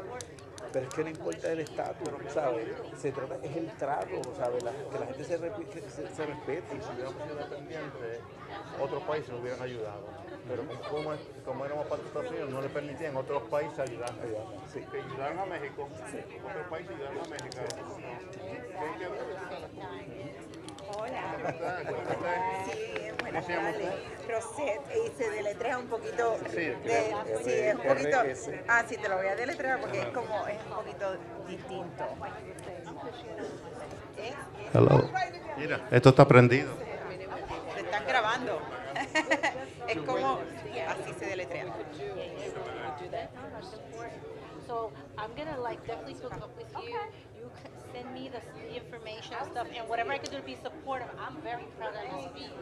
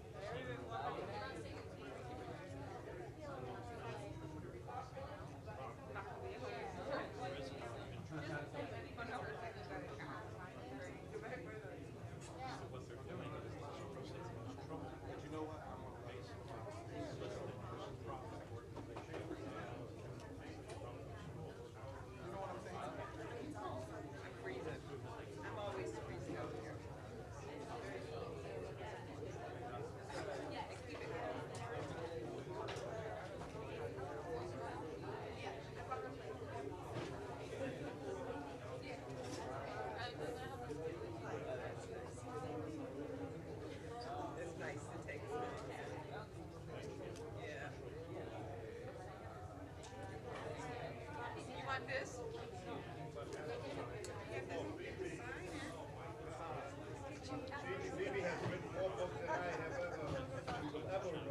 So Frank told me he's gonna now write a memoir too. My husband.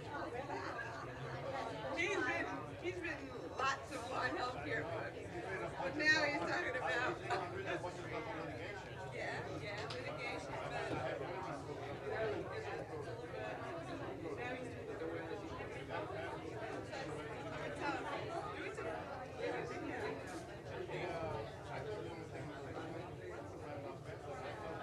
He's been 3 years on that.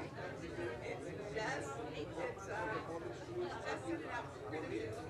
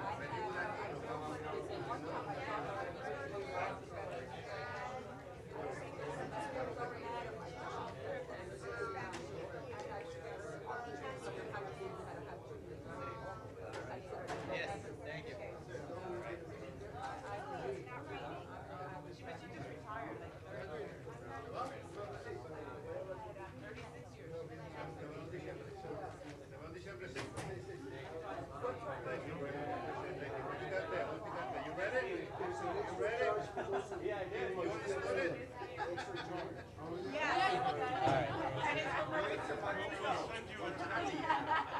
that.